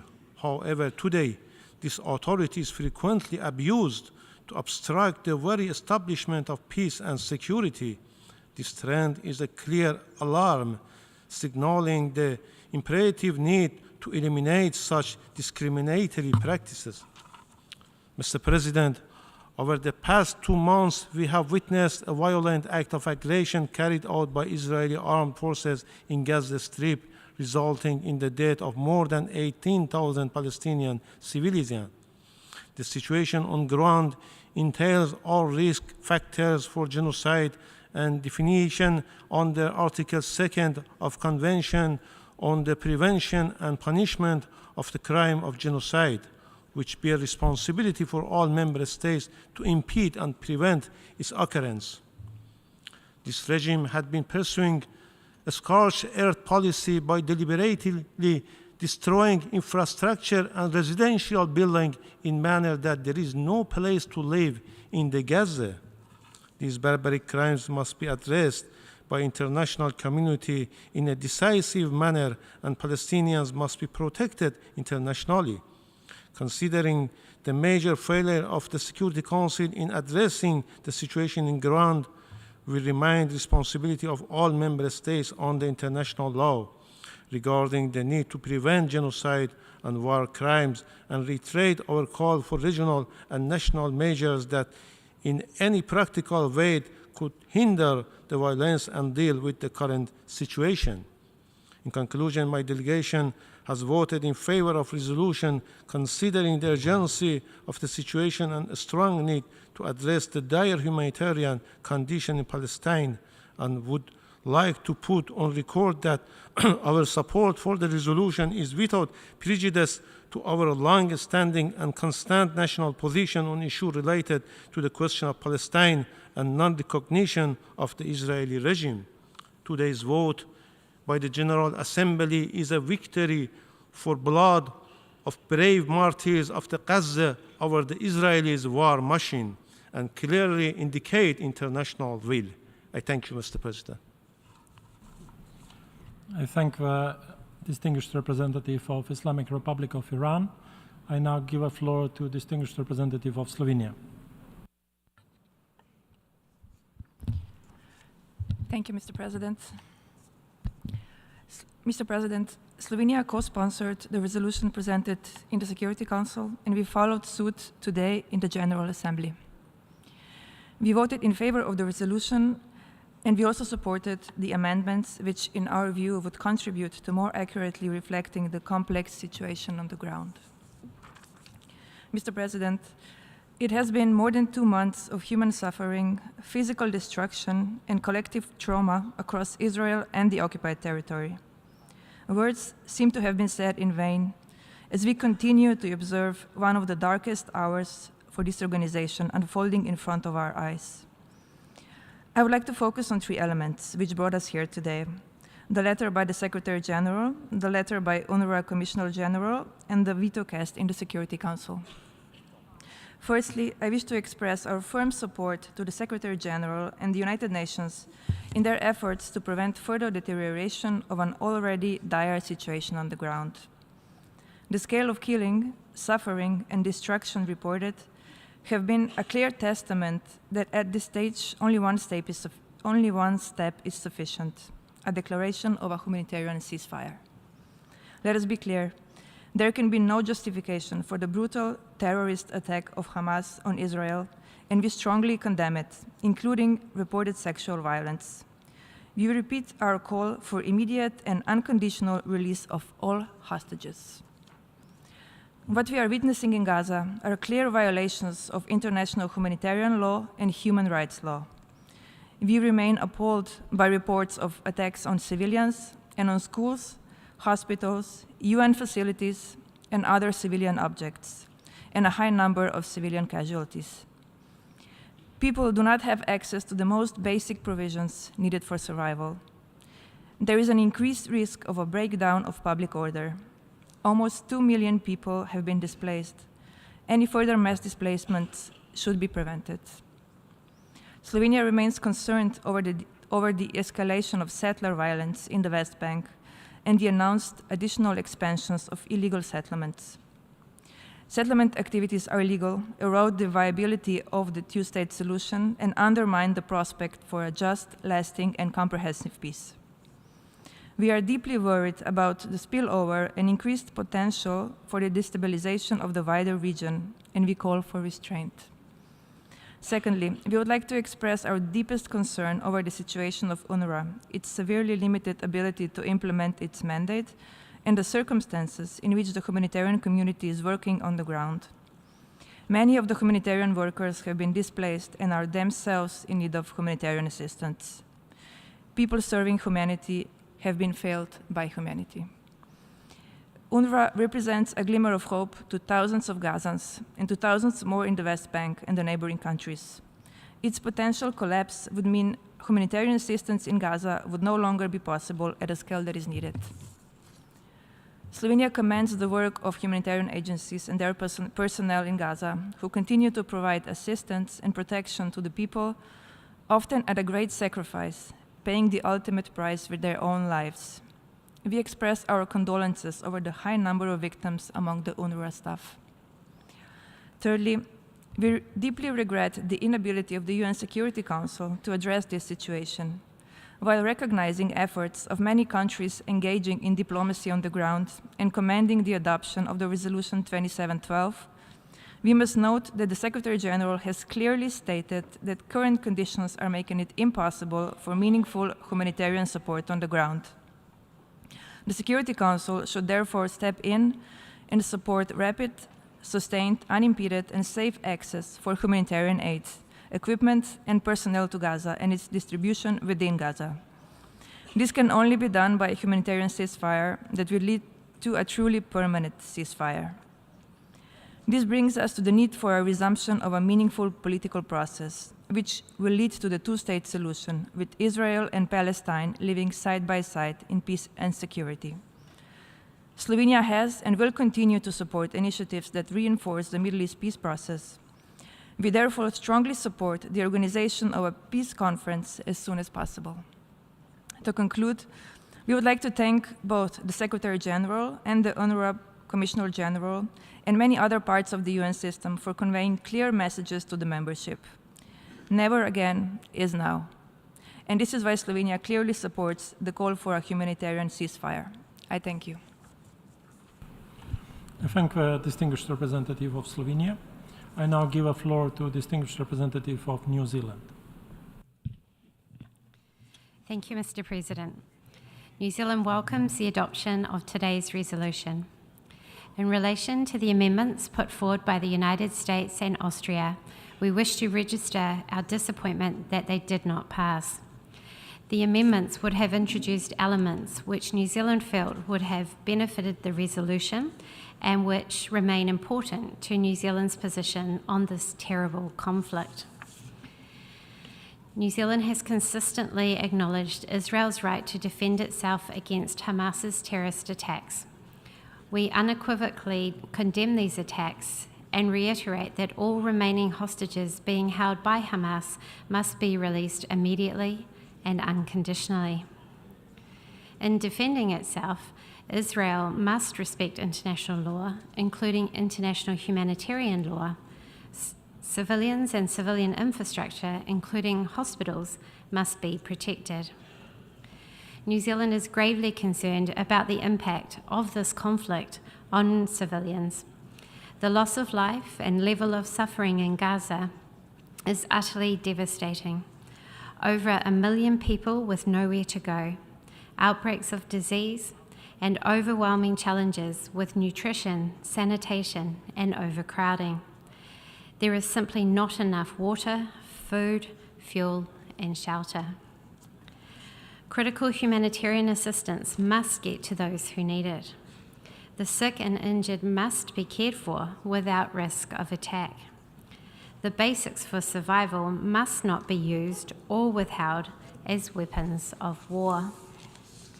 We thank the Secretary General and the United Nations and humanitarian staff for their leadership, especially those working on the ground in enormously difficult circumstances and under significant constraints.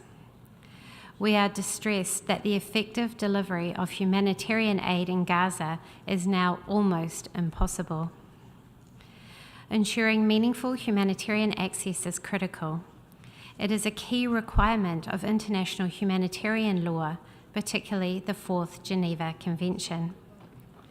We call on Israel to facilitate the necessary access immediately to alleviate the plight of civilians in Gaza. Last week, the Secretary General sounded the loudest possible alarm over this crisis. We must answer his call. It was for this reason, the urgent need for the provision of critical life-saving assistance, that New Zealand co-sponsored the United Arab Emirates Security Council resolution, which called for an immediate humanitarian ceasefire. We are deeply disappointed that the casting of a veto yet again prevented the Security Council from agreeing on a response to a pressing crisis. The General Assembly has, once again, had to take action where the Security Council has failed to do so. In this Assembly, in late October, New Zealand joined 120 member states in voting for a resolution that called for an immediate, durable, and sustained humanitarian truce to facilitate the delivery of aid. Today's General Assembly resolution has the same objective: the fighting to stop and civilians to be protected. Therefore, New Zealand once again supported this call and voted for this resolution. At the same time as we push for a humanitarian ceasefire, we urge all parties involved in the conflict, as well as countries with influence in the region, to take urgent steps towards establishing a sustainable ceasefire. A lasting solution to the conflict will only be achieved by peaceful means. Revival of the Middle East peace process is critical.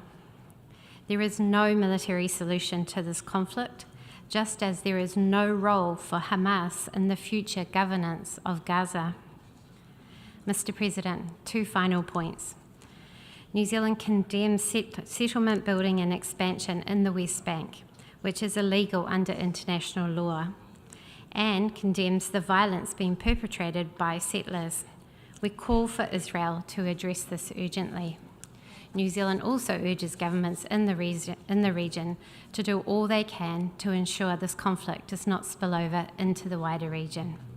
Thank you, Mr. President. I thank the distinguished representative of New Zealand. I now give the floor to a distinguished representative of Czechia.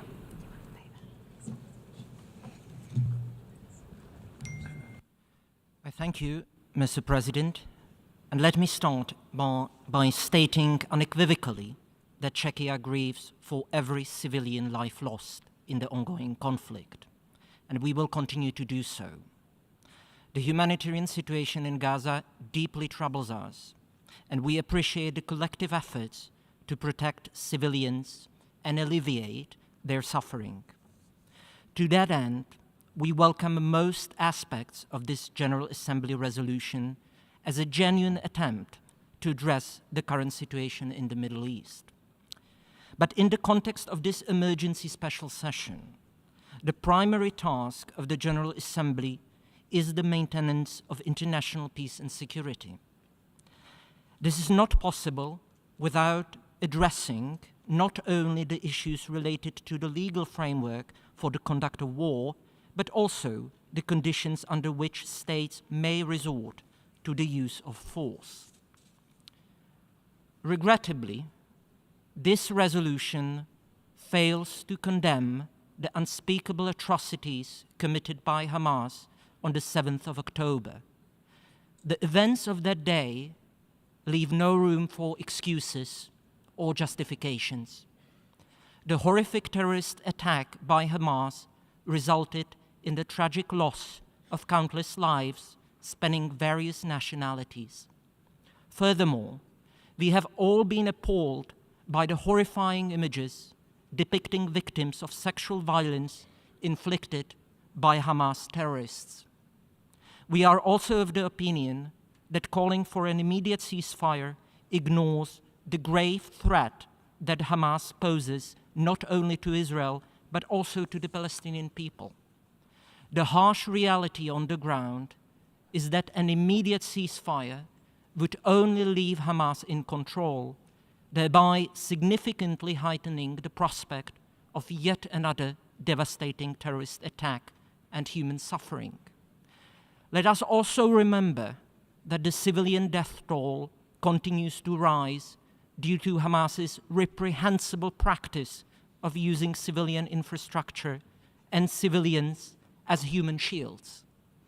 It is with this in mind that we believe that Israel needs to be able to exercise its right to defend itself, and it needs to do so in a manner that abides by international law and international humanitarian law.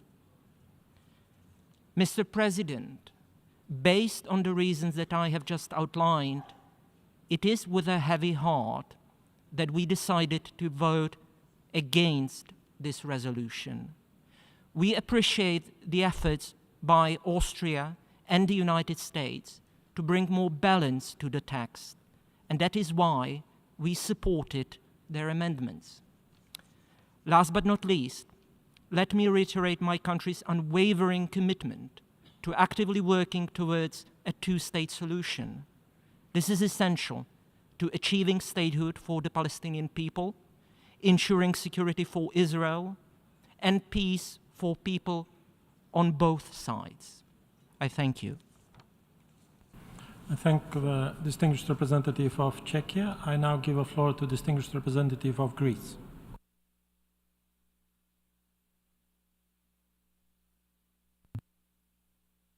Mr. President, Greece expresses deep concern about the grave humanitarian situation in Gaza, where we are unfortunately witnessing a rapid deterioration of the conditions on the ground. High priority right now should be to address the humanitarian urgency so that sufficient aid can be delivered to the civilian population through safe passages and by means of humanitarian pauses. Humanitarian needs must be addressed so as to sustain Palestinians in Gaza, give them the prospect of reconstruction, and avoid forced displacement from Gaza. We remind Greece's principled position that Israel has the right to defend itself while at the same time complying with international humanitarian law. We should not lose sight of the Hamas responsibility, its terrorist attack of October 7th, and its taking of Israeli hostages. We regret that the text does not condemn terrorism and does not mention that the hostages were taken and are held by Hamas. That is why we have co-sponsored the amendments proposed by Austria and US. We would have preferred a resolution that ideally reflected those elements. However, considering the present critical humanitarian circumstances, we have decided to vote and voted in favor of this resolution. I thank you. I thank the distinguished representative of Greece. I now give a floor to distinguished representative of Canada. Thank you very much, Mr. Vice President. We mourn, like everyone in this assembly, every Israeli and Palestinian innocent life which has been lost in this conflict, and we express our profound condolences to all families and communities affected by the terrible violence. Canada continues to unequivocally condemn Hamas's brutal terrorist attacks against Israel on October the 7th, including the sexual and gender-based violence and the killing, the maiming, and the abduction of civilians. We also continue to call for the immediate and unconditional release of all remaining hostages and demand that they be treated humanely in accordance with international law.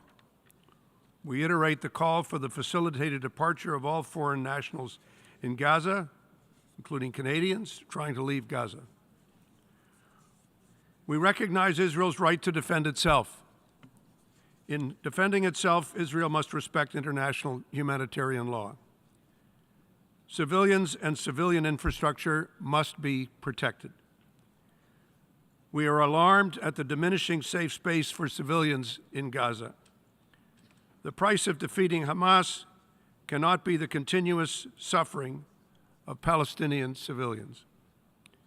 Canada remains deeply concerned by the humanitarian crisis and its severe impacts on Palestinian civilians, especially women and children. The ongoing humanitarian crisis has weighed heavily in Canada's decision to support this resolution.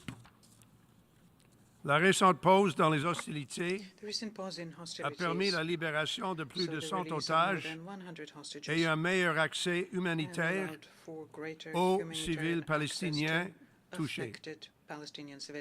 Le Canada regrette que cette pause n'ait pas pu être prolongée et continue de demander que les Palestiniens de Gaza reçoivent le carburant, l'eau et l'aide humanitaire dont ils ont tant besoin.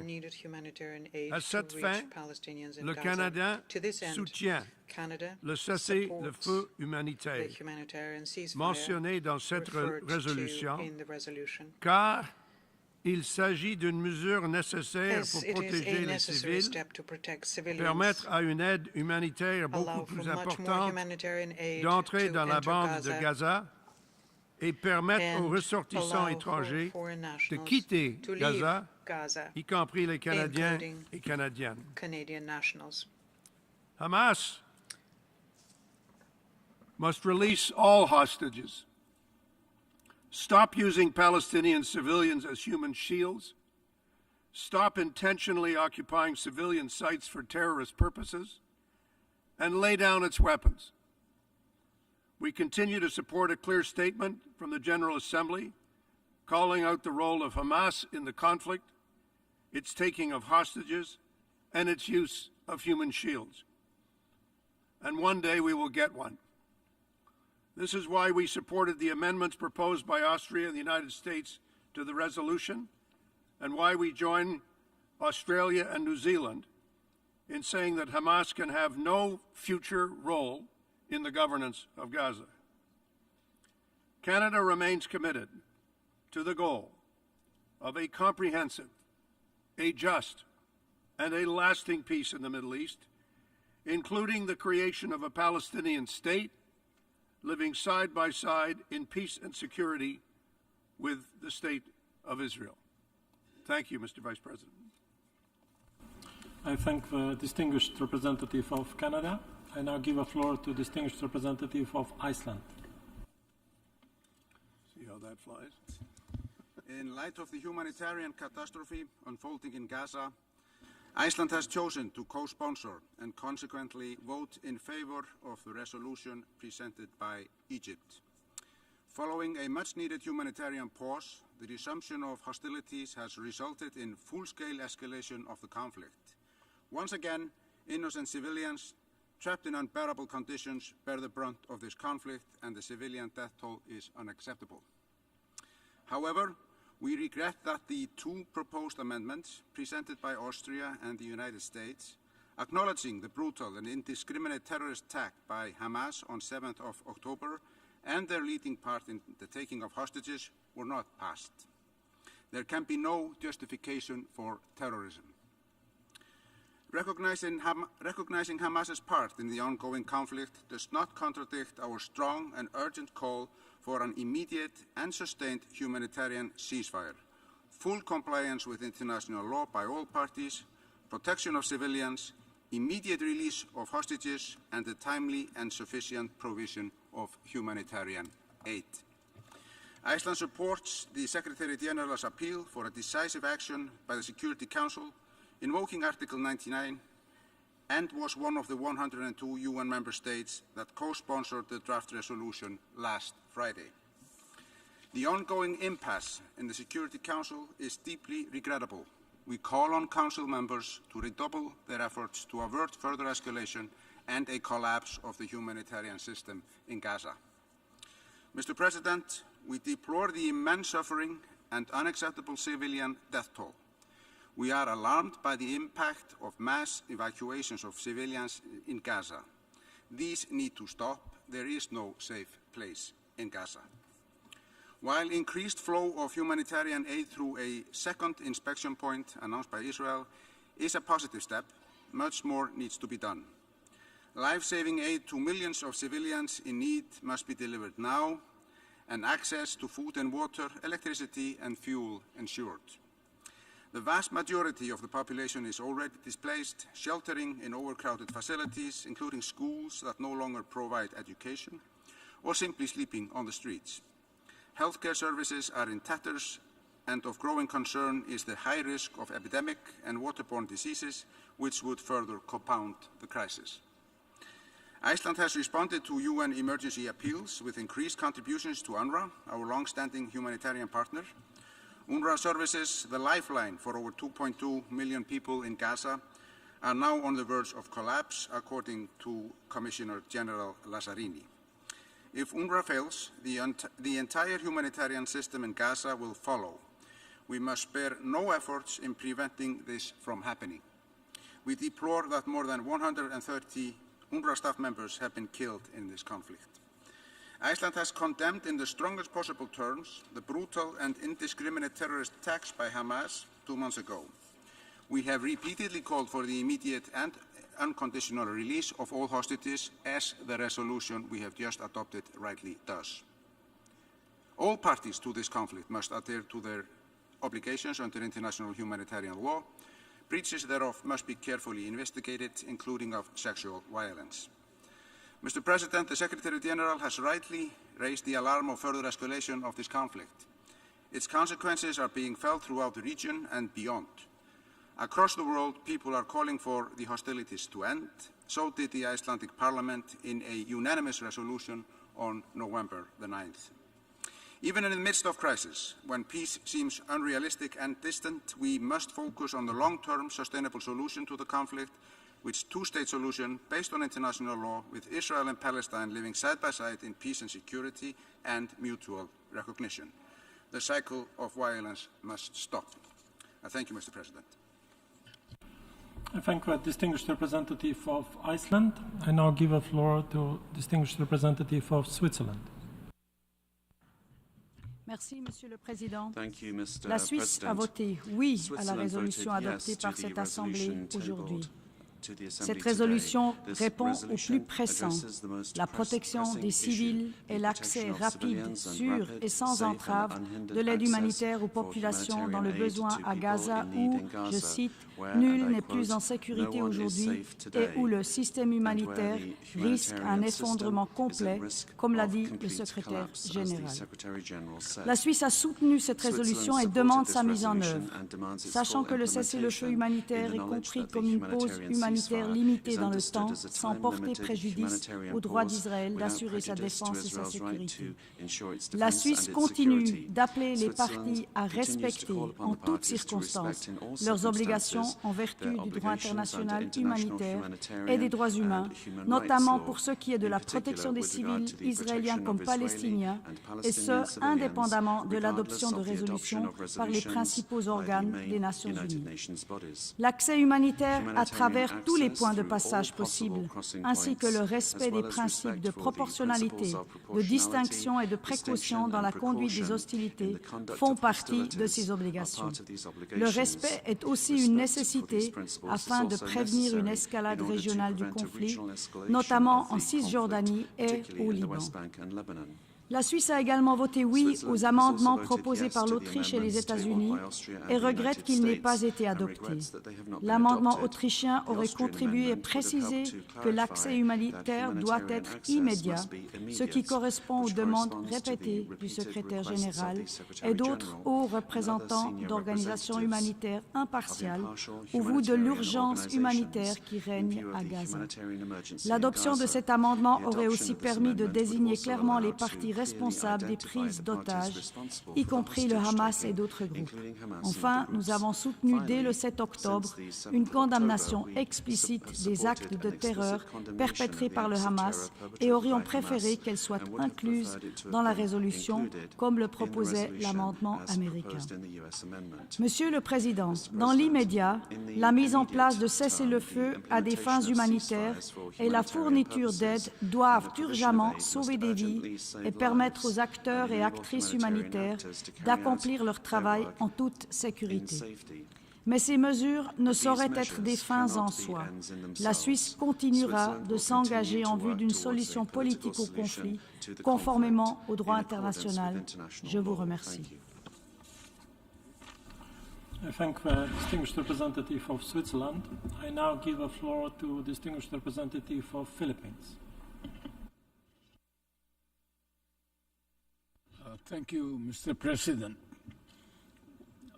Mr. President, while we condemn the October 7 terrorist attacks perpetrated by Hamas, the Philippines emphasizes adherence to international humanitarian law, especially the principles of proportionality and distinction in response to security threats. It is imperative that any military action consider the impact on civilians and strives to minimize, if not eliminate, collateral damage. We are deeply concerned about the humanitarian situation in Gaza. The Philippines believes strongly that a humanitarian ceasefire is crucial to halt the loss of life and suffering. This ceasefire is a necessary step to facilitate the delivery of urgent humanitarian aid to all affected civilians, irrespective of their affiliation. We call on all parties to comply with their obligations under international law, particularly regarding the protection of civilians, especially women and children. Upholding these laws is essential in ensuring the safety and dignity of all individuals affected by this conflict. Finally, the Philippines seeks to contribute to a solution that respects the rights and needs of both Palestinian and Israeli civilians. We advocate for a peaceful resolution that upholds international law and leads to lasting peace and security in the region. Thank you, Mr. President. I thank the distinguished representative of Philippines. I now give the floor to distinguished representative of Sri Lanka. Mr. President, Sri Lanka condemns terrorism in all its forms and manifestations. Similarly, we have condemned the attacks that took place on 7th October. However, the thrust of Resolution L27 just adopted and which Sri Lanka co-sponsored is entitled Protection of Civilians and Upholding Legal and Humanitarian Obligations. It focuses on the UN Secretary General's call invoking Article 99 of the UN Charter. the letter of 7 December by the head of UNRWA. It expresses concern at the humanitarian situation in Gaza, emphasizes the need for the protection of civilians, both Israeli and Palestinian, calls upon all parties to exercise maximum restraint, demands an immediate ceasefire, the unconditional release of hostages held by all parties, and reiterates the demand for all parties to comply with their obligations under humanitarian law. The resolution L27 does not seek to condemn any party to the conflict or seek to apportion blame on any party. The amendments L28 presented by Austria and L29 presented by the USA seek to apportion blame only on one party. The adoption of either would have diverted the focus of the resolution and made it manifestly imbalanced. Sri Lanka therefore voted against both amendments. Thank you. I thank distinguished representative of Sri Lanka. I now give the floor to distinguished representative of Portugal. Thank you, Mr. President. We welcome the General Assembly resolution adopted today. While deeply disappointed that the use of veto has hindered the Security Council, we must remain seized of the urgency of the situation and continue to press for an immediate humanitarian ceasefire. Today, the General Assembly took a clear stance in demanding full respect for international humanitarian law and the protection of civilian populations, in demanding the unconditional and immediate release of hostages and the ensuring of unhindered and sustained humanitarian aid. We sincerely hope that these calls, echoing the ones timely made by the Secretary-General of the United Nations and other representatives of the UN system, will be heeded. The situation on the ground in the Gaza Strip is unbearable, with a mounting number of casualties, many, far too many of them, women and children, and huge numbers of displaced people. The fighting must be halted. It also remains crucial to avoid the spread of the conflict to the West Bank and beyond by accident or calculated action. We encourage the continuation of regional and international efforts, both in multilateral and bilateral spheres, to prevent a spillover. We need to return to the diplomatic track, breaking this cycle of violence and extremism. It is our collective responsibility to address the structural drivers of this conflict. This will require a renewed involvement of all relevant actors and a determined effort to implement the United Nations Security Council resolutions on the matter and set a clear and solid path to a Palestinian state, fulfilling the two-state solution. Mr. President, once again, Portugal reiterates its unequivocal condemnation of the heinous terrorist attacks by Hamas on October the 7th. Terrorism in all its forms should be condemned. For this reason, we supported the amendments presented today as they aimed at that purpose without compromising the message that was strongly supported regarding the situation in Gaza. Gaza needs a swift, unhindered, and scaled-up response. Gaza needs all parts to comply by their obligations under international law, including international humanitarian law and human rights. Gaza needs a humanitarian ceasefire, as this resolution makes clear. Thank you. I thank the distinguished representative of Portugal. I now give the floor to distinguished representative of Hungary. Thank you, Mr. President. We are here today to discuss the dire humanitarian situation in Gaza, ignited by the horrendous and brutal acts of terrorism committed by Hamas on 7 October. Hungary condemns these brutal and barbaric attacks in the strongest possible terms, and we would have hoped for the General Assembly to do accordingly after 2 months of silence on this issue. We find it unacceptable that today's resolution once again failed to condemn the barbaric attacks that have led to today's events, including continuous indiscriminate rocket attacks against Israeli civilians. We also condemn the use of Palestinian civilians civilian infrastructure, and hospitals as human shields by Hamas. These acts are flagrant violations of international humanitarian law. In face of such violent terrorist attacks, Hungary strongly emphasizes Israel's inherent right to defend itself in accordance with international law and international humanitarian law. All parties must uphold and respect their obligations under international humanitarian law. All civilian life matters equally. In this vein, we recall the resolution adopted by the Security Council calling for urgent and extended humanitarian pauses and corridors throughout the Gaza Strip, and recalling all parties' obligation to act in compliance with international humanitarian law, notably with regard to the protection of civilians, especially children.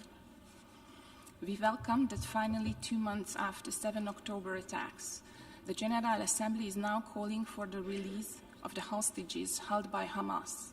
We once again call on Hamas and other terrorist groups within Gaza to release all remaining hostages immediately and without precondition, cease hostilities, and spare all civilians from further suffering. We recall that there are Hungarian citizens who are also being held hostage by the terrorists.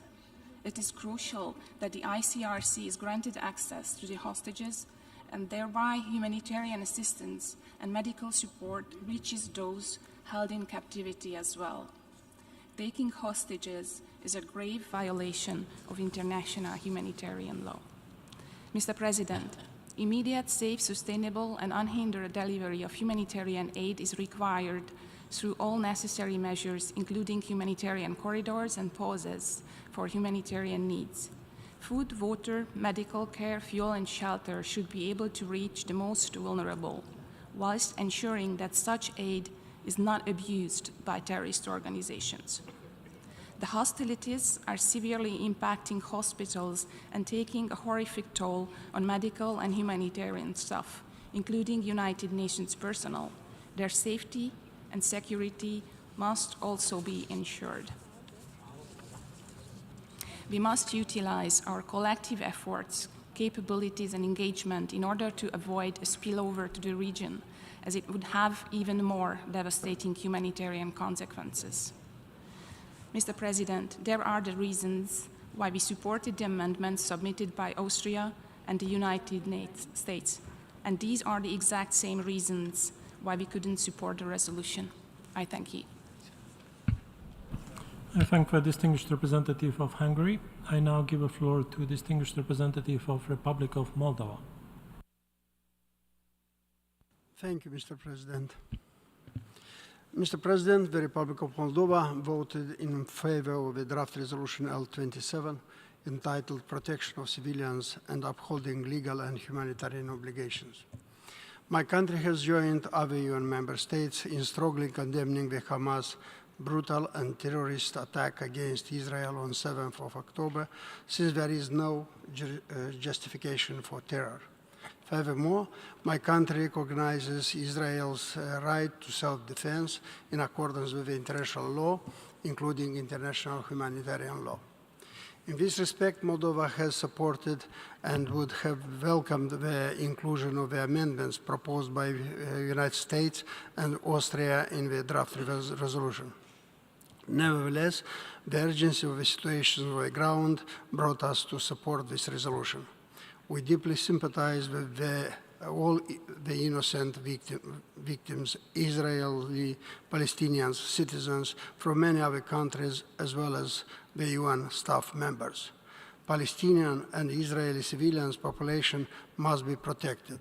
All hostages held by Hamas and other groups must be released immediately and unconditionally.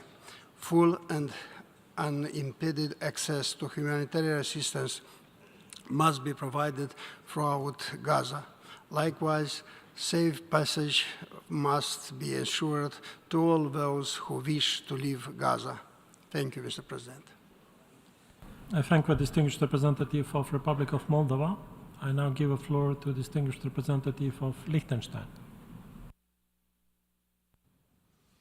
Mr. President, my delegation has voted in favor of the resolution adopted by this Assembly. We have done so in light of the catastrophic humanitarian situation on the ground described by the relevant UN agencies, the International Committee of the Red Cross, and others.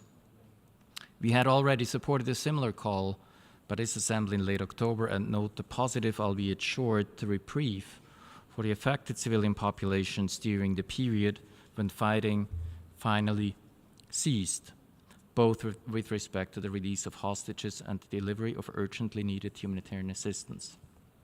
The situation today is even more distressing, and we are therefore supportive of a humanitarian ceasefire, as called for by the Secretary General, which was unfortunately blocked by the use of the veto last Friday in the Security Council.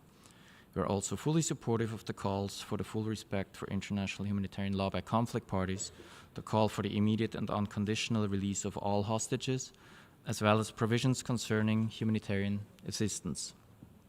While the resolution addresses immediate priorities to protect civilians, it does not comprehensively reflect our position. We have therefore supported the amendment put forward by the United States, as we agree that the condemnation of the terrorist attacks by Hamas by a political body of the United Nations would have been important and necessary. Ideally, this condemnation would have happened in the Security Council itself on October the 8th, in accordance with established Council practice, immediately after the attack on the civilian population in Israel, when unfortunately no text to this effect was considered, or in one of the early subsequent meetings of the Council. Absent that, we have voted for the second time in the emergency special session for an amendment proposal along these lines. Mr. President, the last few weeks have demonstrated the necessity of diplomacy in the face of an unprecedented crisis of the protection of civilians. The progress made in this area between the 24th and the 30th of November came in accordance with the terms of a resolution adopted in the most recent convening of the emergency special session, as well as with those of Council Resolution 2712. We deplore the veto cast on Friday in the Council, which blocked a decision supported by a very clear majority in the Council and in a wider membership as well. We encourage you, Mr. President, as you have done before in meetings resulting from use of the veto, to produce a summary of this meeting for transmission to the Security Council. Mr. President, we welcome the leadership of Secretary General Guterres and his personal engagement for the protection of civilians.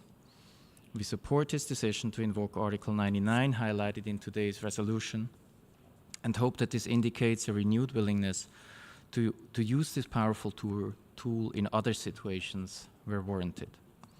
Liechtenstein condemns in the strongest possible terms the heinous terrorist attacks against Israel by Hamas and other groups, and the massive violations of international humanitarian law they have committed. We call again for the unconditional and immediate release of all remaining hostages. We also underline again the need for full, immediate, safe, unhindered, and sustained humanitarian access, and the call for the full respect of international humanitarian law by all parties, and that access is granted to humanitarian organizations to provide the necessary emergency relief. 133 UNRWA staff and many other humanitarian workers have now died in Gaza, the highest number of UN casualties in any operation since the founding of our organization. We condemn deliberate attacks on humanitarian workers and pay tribute to those who have lost their lives while acting to save the lives of others and alleviate suffering in extreme circumstances. The denial of humanitarian access to civilians and attacks against humanitarian workers are both prohibited under the Fourth Geneva Convention and its additional protocols, and may amount to a war crime. Mr. President, Liechtenstein called for accountability for serious violations of international human rights and humanitarian law, including through the ongoing investigations of the International Criminal Court, which has jurisdiction over the most serious crimes under international law committed on the territory of the State of Palestine and by Palestinian nationals. We are particularly concerned by the numerous reports of sexual and gender-based violence committed by Hamas. All such reported crimes must be vigorously investigated and prosecuted. We are further deeply concerned by the massive escalation of violence in the West Bank, in particular extremist settler violence. Mr. President, the time for diplomacy is now. It is too late to avert the horror of human suffering and the shocking loss of human life, but it's not too late to bring an end to the ongoing catastrophe. The inalienable rights of both Israeli and Palestinian peoples can only be ensured by upholding their respective right to self-determination expressed through a two-state solution. Serious, committed, and legitimate interlocutors ready for genuine engagement for peace are a prerequisite, as is the strong support of the international community. I thank you. I thank the distinguished representative of Liechtenstein. I now give the floor to distinguished representative of Poland. Mr. President, Poland's support for the UN General Assembly resolution entitled Protection of Civilians and Upholding Legal and Humanitarian Obligations stems from our long-standing commitment to the principles of international humanitarian law. The multilateralism and the rule-based international order have always been and remain Poland's top priority. Therefore, we express our strong support for the Secretary General and the United Nations, commending their invaluable efforts in addressing the crisis in the Gaza Strip. Poland's commitment to the aforementioned values reflects our involvement in efforts to alleviate the dire humanitarian situation of the population in the Middle East and to restore peace in the region. For decades, Poland has been involved in humanitarian and development aid projects in the Middle East, with particular focus on Palestine, including Gaza, Lebanon, and Jordan. Mr. President, in the light of the current situation, our position remains very clear. We remain concerned over the dramatic humanitarian situation in the Gaza Strip. We support all international coordination aimed at restoring calm and a speedy and continued flow of humanitarian aid to the civilians in Gaza. We also express our gratitude to the personnel and of international organizations, UN agencies, especially that of the UNRWA. Poland decided to provide additional funds amounting to over $2 million to be used by UNRWA, WFP, and the UNICEF's Gaza Fund. We strongly underline that the humanitarian assistance should be distributed by UN agencies in order not to fall in the hands of terrorists. Mr. President, at the same time, we stress that terrorism aimed at the civilian population is never justified and cannot be tolerated under any circumstances.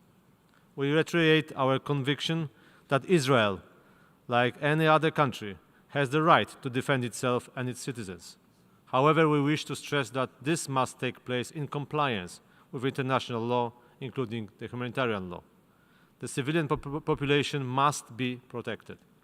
We reiterate our strong condemnation of the barbaric terrorist attacks by Hamas and other Gaza militant groups that brought death and suffering to the innocent people of Israel. We also continue our call for an immediate and unconditional release of all hostages taken by Hamas. In this vein, the amendments presented by the US and Austria correspond with our position. We believe they offered a valuable and important contribution to the document. That is why we decided also to support them. And I thank you. I thank the distinguished representative of Poland. I now give the floor to distinguished representative of Tunisia.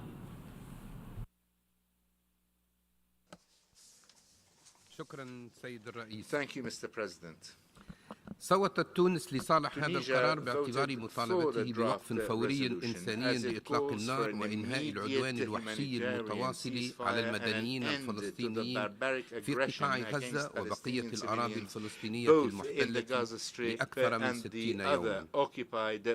يوما بكل ما حملته من مآسٍ إنسانية غير مسبوقة وفظائع وجرائم حرب لقوات الاحتلال ضد الأطفال والنساء والشيوخ والعائلات العائلات والمرضى والطواقم الطبية وعمال الإغاثة الإنسانية وموظفي الأمم المتحدة والصحفيين.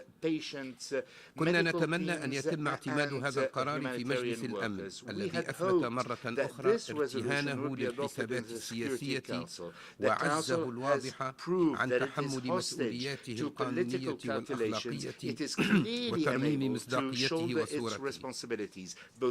نحيي موقف الأمين العام وتفعيله للمادة 99 من الميثاق، ونجدد مطالبة المجتمع الدولي ومجلس الأمن بتحمل المسؤولية وفرض احترام القانون الدولي والقانون الدولي الإنساني والقانون الدولي لحقوق الإنسان، باعتبار ذلك واجبا وحاجة ملحة وليس خيارا، ومساءلة ومحاسبة قوات الاحتلال على كل ما اقترفته وتقترفه في حق الشعب الفلسطيني من مجازر وجرائم إبادة وتنكيل وسط صمت دولي مريب جعلها تتمادى في عدوانها واستهتارها بكل المواثيق.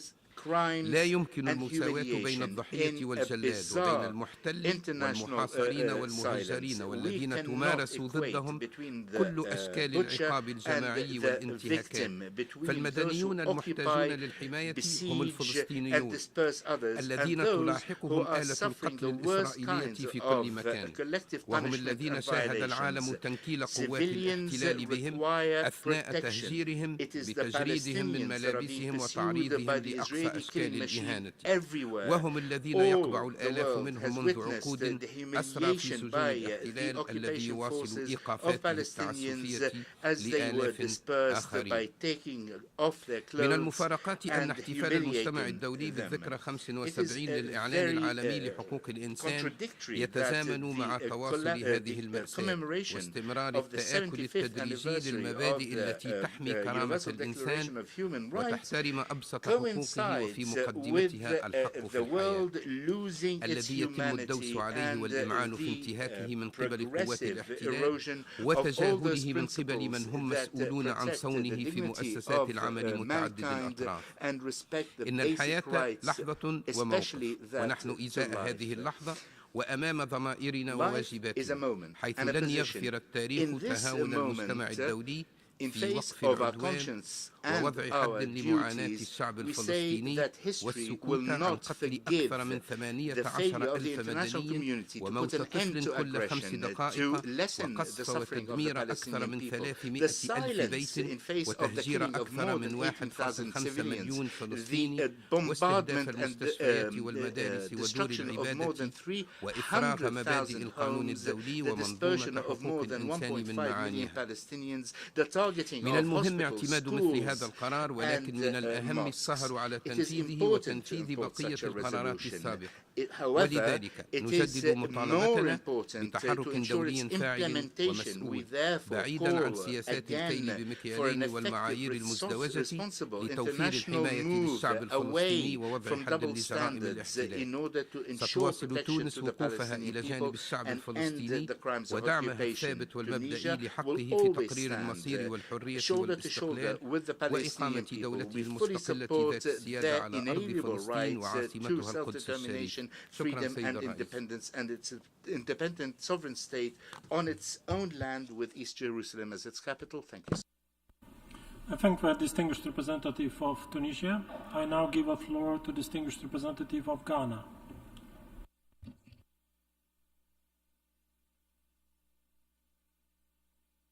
President, Ghana has consistently maintained that the international community has a responsibility to help end the humanitarian catastrophe unfolding in the Gaza Strip.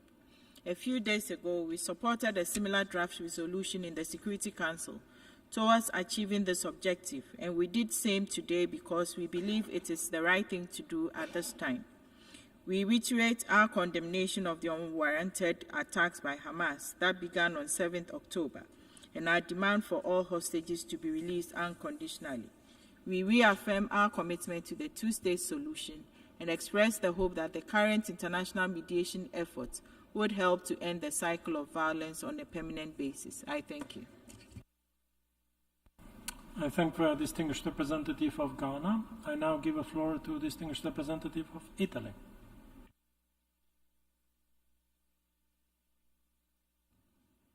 Mr. President, let me first thank the President of the General Assembly, Francis, for promptly convening and chairing this emergency special session.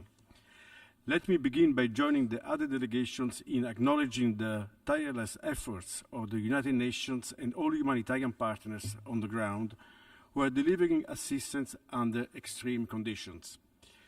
Turning to today's proceedings, Italy abstained on the resolution protecting of civilians and upholding legal and humanitarian obligations just adopted and promoted by Egypt, whom we would like to wholeheartedly thank. Italy is deeply concerned for the humanitarian emergency in Gaza and is working bilaterally and with our international and regional friends and partners to alleviate the suffering of civilians, because in this conflict the most vulnerable ones, children, women and elderly, are those who are paying the highest toll. Italy is helping to treat injured Palestinians and also children in partnership with the UAE. We provided extra assistance to Palestinians through the United Nations agencies. We are in close contacts with our close Arab friends and partners in the region to explore ways to achieve a sustainable peace and stability in the region. In this vein, we would support initiatives aimed at de-escalation, including humanitarian pauses, to facilitate the delivery of humanitarian assistance, the protection of civilians, and the liberation of all hostages. We decided, however, to abstain because there are many elements that are still missing from the resolution, and namely the unequivocal condemnation of the brutal, indiscriminate terrorist attacks by Hamas against innocent civilians on October 7th. We have already reiterated our outright condemnation several times. We would have hoped to see it incorporated in the text just adopted, and we reaffirm again today, hoping that the time when this Assembly and the Security Council could finally deplore such atrocious crimes and recognize Hamas' sole responsibility for the brutal attack of October 7th is near.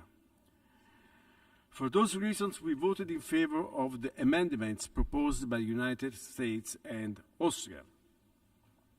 There is no justification for terror, and there should be accountability for the 7th of October crimes. Let me recall on this the initiative that Italy, together with France and Germany, has recently launched in the EU, asking for additional individual sanctions against Hamas supporters. In face of such terrorist threat, Italy recognizes the legitimate right of self-defense of Israel. We stress at the same time that the exercise of such a right of self-defense needs to be in full compliance with international law and international humanitarian law. We have asked, and we will continue to ask, Israel to do its utmost to minimize civilian victims. Finally, we should not lose sight of the broader picture. We firmly believe that the only viable solution to peace in the Middle East remains the two-state solution. I thank you. I thank the distinguished representative of Italy. I now give the floor to distinguished representative of Syrian Arab Republic.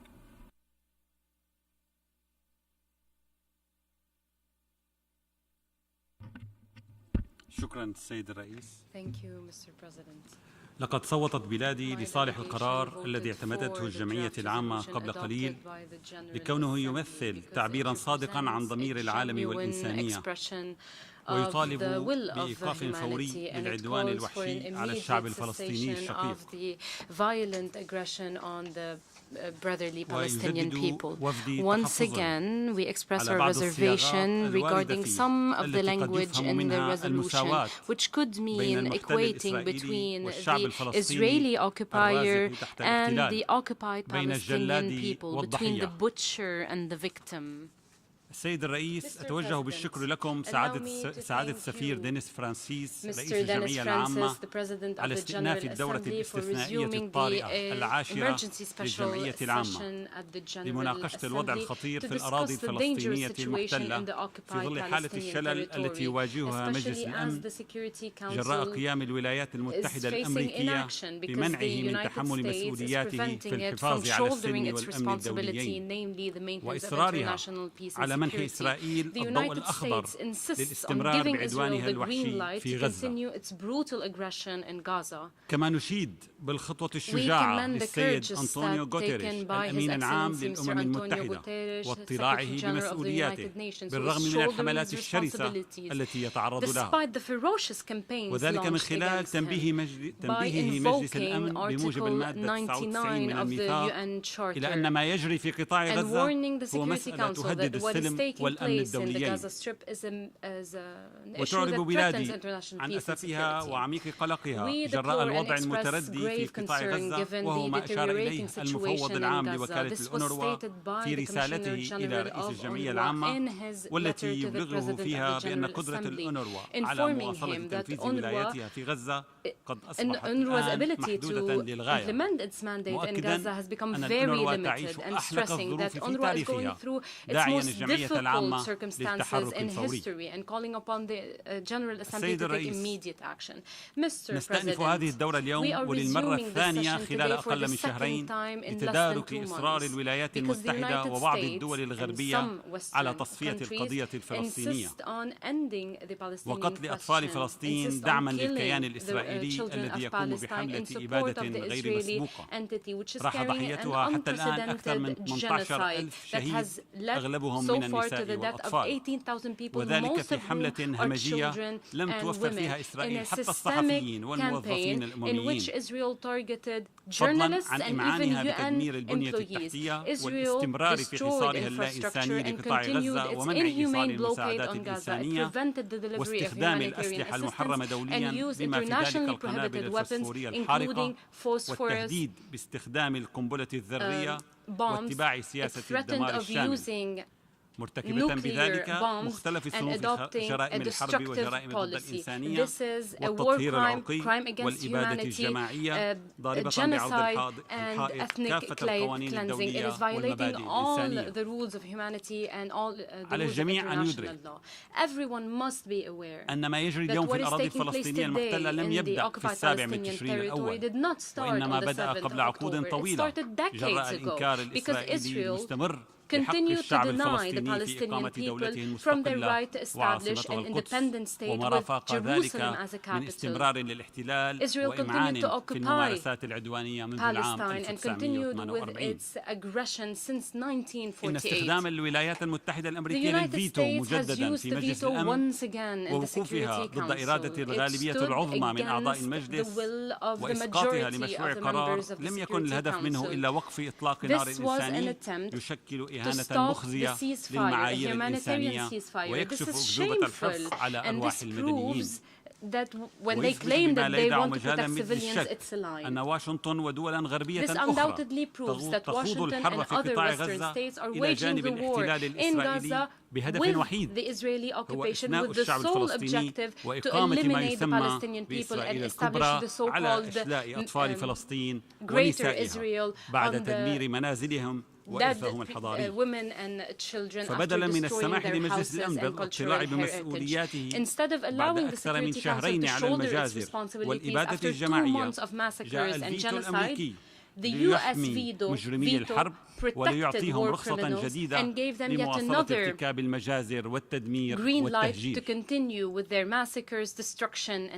إنه لمن المفارقة أن الدولة التي تتشدق بشعارات الديمقراطية وحماية حقوق الإنسان والتي يفترض أن تساهم في حفظ السلم والأمن الدوليين تمنع مجلس الأمن من الاطلاع بمسؤولياته في وقف العدوان الإسرائيلي، مما يفضح النهج المنحاز في سياساتها عندما يتعلق الأمر بحماية إسرائيل وضمان إفلاتها من المساءلة على انتهاكاتها للقانون الدولي وأحكام ميثاق الأمم المتحدة. لقد شهدنا جميعا كيف أن فشل مجلس الأمن مرات عدة قد شجع إسرائيل بعد أنها الهدنة على التمادي بإجرامها الممنهج دون أدنى رادع بذريعة حقها المزعوم في الدفاع عن النفس، في الوقت الذي تتباكى فيه بعض الدول الغربية على قيم الإنسانية في مناطق أخرى من العالم في صورة صارخة للنفاق الدولي والازدواجية التعاطي مع قيم الحق والعدل وفق مصالح الدول الغربية الكبرى. وأقول blatant لهذه picture الدول of the وهي تعرف international نفسها hypocrisy, لن of the double نصدقكم standards, مرة and we will أخرى. tell these countries, and they know سيد full well who الرئيس، they are, we will never believe you again. تشعل Mr. إسرائيل اليوم President, المنطقة Israel وتدفعها نحو today تفجير is لا يمكن setting fire to the احتوائه من region. خلال It is جرائمها pushing it الوحشية to the المستمرة brink of an في implosion فلسطين that cannot be والتي contained تتزامن مع through the ممارساتها criminal العدوانية في الجولان attempts العربي it is السوري doing المحتل in Palestine. It واعتداءاتها continues to المتكررة على occupy أراضي the الجمهورية occupied العربية Syrian السورية lowland من خلال and استهدافها continues للمطارات to المدنية target والبنى civilian التحتية infrastructure بالإضافة إلى and اعتداءاتها على airports. لبنان في Israel انتهاك continues to فاضح target Lebanon للقانون in a الدولي blatant ولأحكام violation of the الميثاق. international law and the UN Charter. الأمر الذي يثبت This مجددا proves أن once إسرائيل again ليست إلا that أداة Israel لنشر is الفوضى في only a المنطقة tool to وإشاعة sow the seeds of الإرهاب فيها chaos in the وهي region السبب and to الرئيس sow the seeds of لتهديد السلم terrorism in والأمن the region. It الإقليمي is the main والدولي. threat to international and regional peace and وكل security. ذلك بغطاء All من of this is الولايات taking المتحدة place as the United وحلفائها States الذين and لجأوا partners مؤخرا are إلى حشد protecting أساطيلهم Israel. على They have الشواطئ recently الشرقية للبحر المتوسط sent وتقديم their الدعم المادي والعسكري ships منقطع to النظير the Mediterranean لأداتهم الكيان and provided الإسرائيلي. unprecedented military and financial ختاما support السيد to the الرئيس، Israeli entity. In تؤكد conclusion, الجمهورية Mr. العربية President, السورية we would like مجددا to stress once وقوفها again إلى that we جانب الشعب stand with الفلسطيني the الشقيق في brotherly نضاله Palestinian لتحرير people أرضه in their المحتلة quest to وإقامة دولته liberate their المستقلة ذات occupied territory السيادة and establish وعاصمتها a القدس sovereign independent وتشدد state with على ضرورة Jerusalem الوقف as the الفوري capital. للعدوان We stress the الإسرائيلي need for the وتقديم immediate الدعم cessation الإنساني of العاجل للشعب hostilities الفلسطيني and في قطاع provide غزة the ومنع urgent التهجير القسري humanitarian support to the وضمان people مساءلة in إسرائيل Gaza وداعميها to عن stop تلك the forced الجرائم وعدم displacement and ensure إفلاتهم Israel من is العقاب. held شكرا سيد accountable. الرئيس. Thank you, Mr. President. I thank the distinguished representative of Syrian Arab Republic. I now give a floor to distinguished representative of Russian Federation. Mr. President, colleagues, the world for 2 months более now 2 месяцев является свидетелем того, как в зоне Палестино-израильского конфликта that разгорается чудовищная драма. Буквально каждый час в Газе гибнут десятки ни в чем не повинных мирных жителей. Отмечаем усилия арабской группы во главе с Египтом по подготовке соответствующего проекта резолюции Генеральной Ассамблеи ООН с требованиями прекращения огня и немедленного освобождения заложников для предотвращения гуманитарной катастрофы в Газе. Со своей стороны выступили как спонсорами инициативы арабских стран и надеемся, что вслед за Генассамблеей Совет Безопасности сможет наконец-то выполнить свои обязательства. Тем более, что представители Объединенных Арабских Эмиратов подготовили и внесли на рассмотрение СБ еще один проект по наращиванию и мониторингу доставки гуманитарной помощи. Уважаемые коллеги, фактически на наших с вами глазах реализуется план бомбить сектор Газа в каменный век. Масштаб этой катастрофы вынудил генерального секретаря ООН впервые за долгие годы прибегнуть к своим полномочиям по статье 99 Устава ООН и призвать Совет Безопасности ООН принять решение о прекращении кровопролития. С горечью вынужден констатировать, что за все это время коллективные усилия в рамках ООН не привели к нужным результатам. Но причина не в том, что многосторонняя дипломатия продуктовна. И дело не в неспособности Совета Безопасности выполнить свое предназначение, как об этом говорят некоторые, в том числе сегодня. Давайте называть вещи своими именами. Причина в том, что на пути всех миротворческих усилий глухим заслоном стоят Соединенные Штаты. С самого начала США прямо отвергали многостороннюю дипломатию. От американских представителей мы слышали, что пока Вашингтон занимается двусторонней тихой дипломатией на земле, никому не надо в это вмешиваться, чтобы, мол, ему не мешать. Вот главная причина того, что Совет Безопасности ООН за все это время не смог принять никаких решительных мер. Целый ряд его членов предлагал проект решений по урегулированию ситуации, добросовестно, почти круглосуточно вел по ним напряженные переговоры. ОАЭ, Россия и Китай на постоянной основе запрашивают заседания Совета для обсуждения ситуации в Газе, чего, кстати, ни разу не сделали наши западные коллеги. Россия еще 16 октября предложила самый первый проект о немедленном прекращении огня. an immediate ceasefire. Western delegations did not support it. Because of the American veto, what was stopped was a Brazilian draft as well, which was gaining support of its Security Council members. Since then, many horrible events took place, and they show that there's no alternative to something we said from the beginning, to an unmistakable demand to parties to stop hostilities and violence. A demand, not appeals, as the Security Council should do. The Security Council came very close to such a decision on the 8th of December.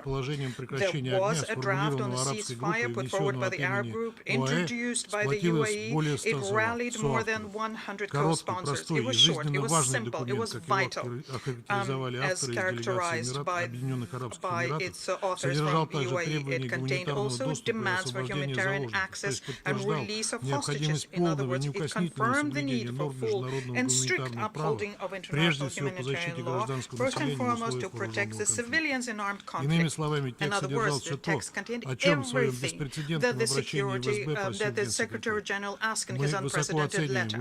We highly value the efforts made by Abu Dhabi to draft and move this document forward. Their courageous and consistent line taken by the Emirati colleagues.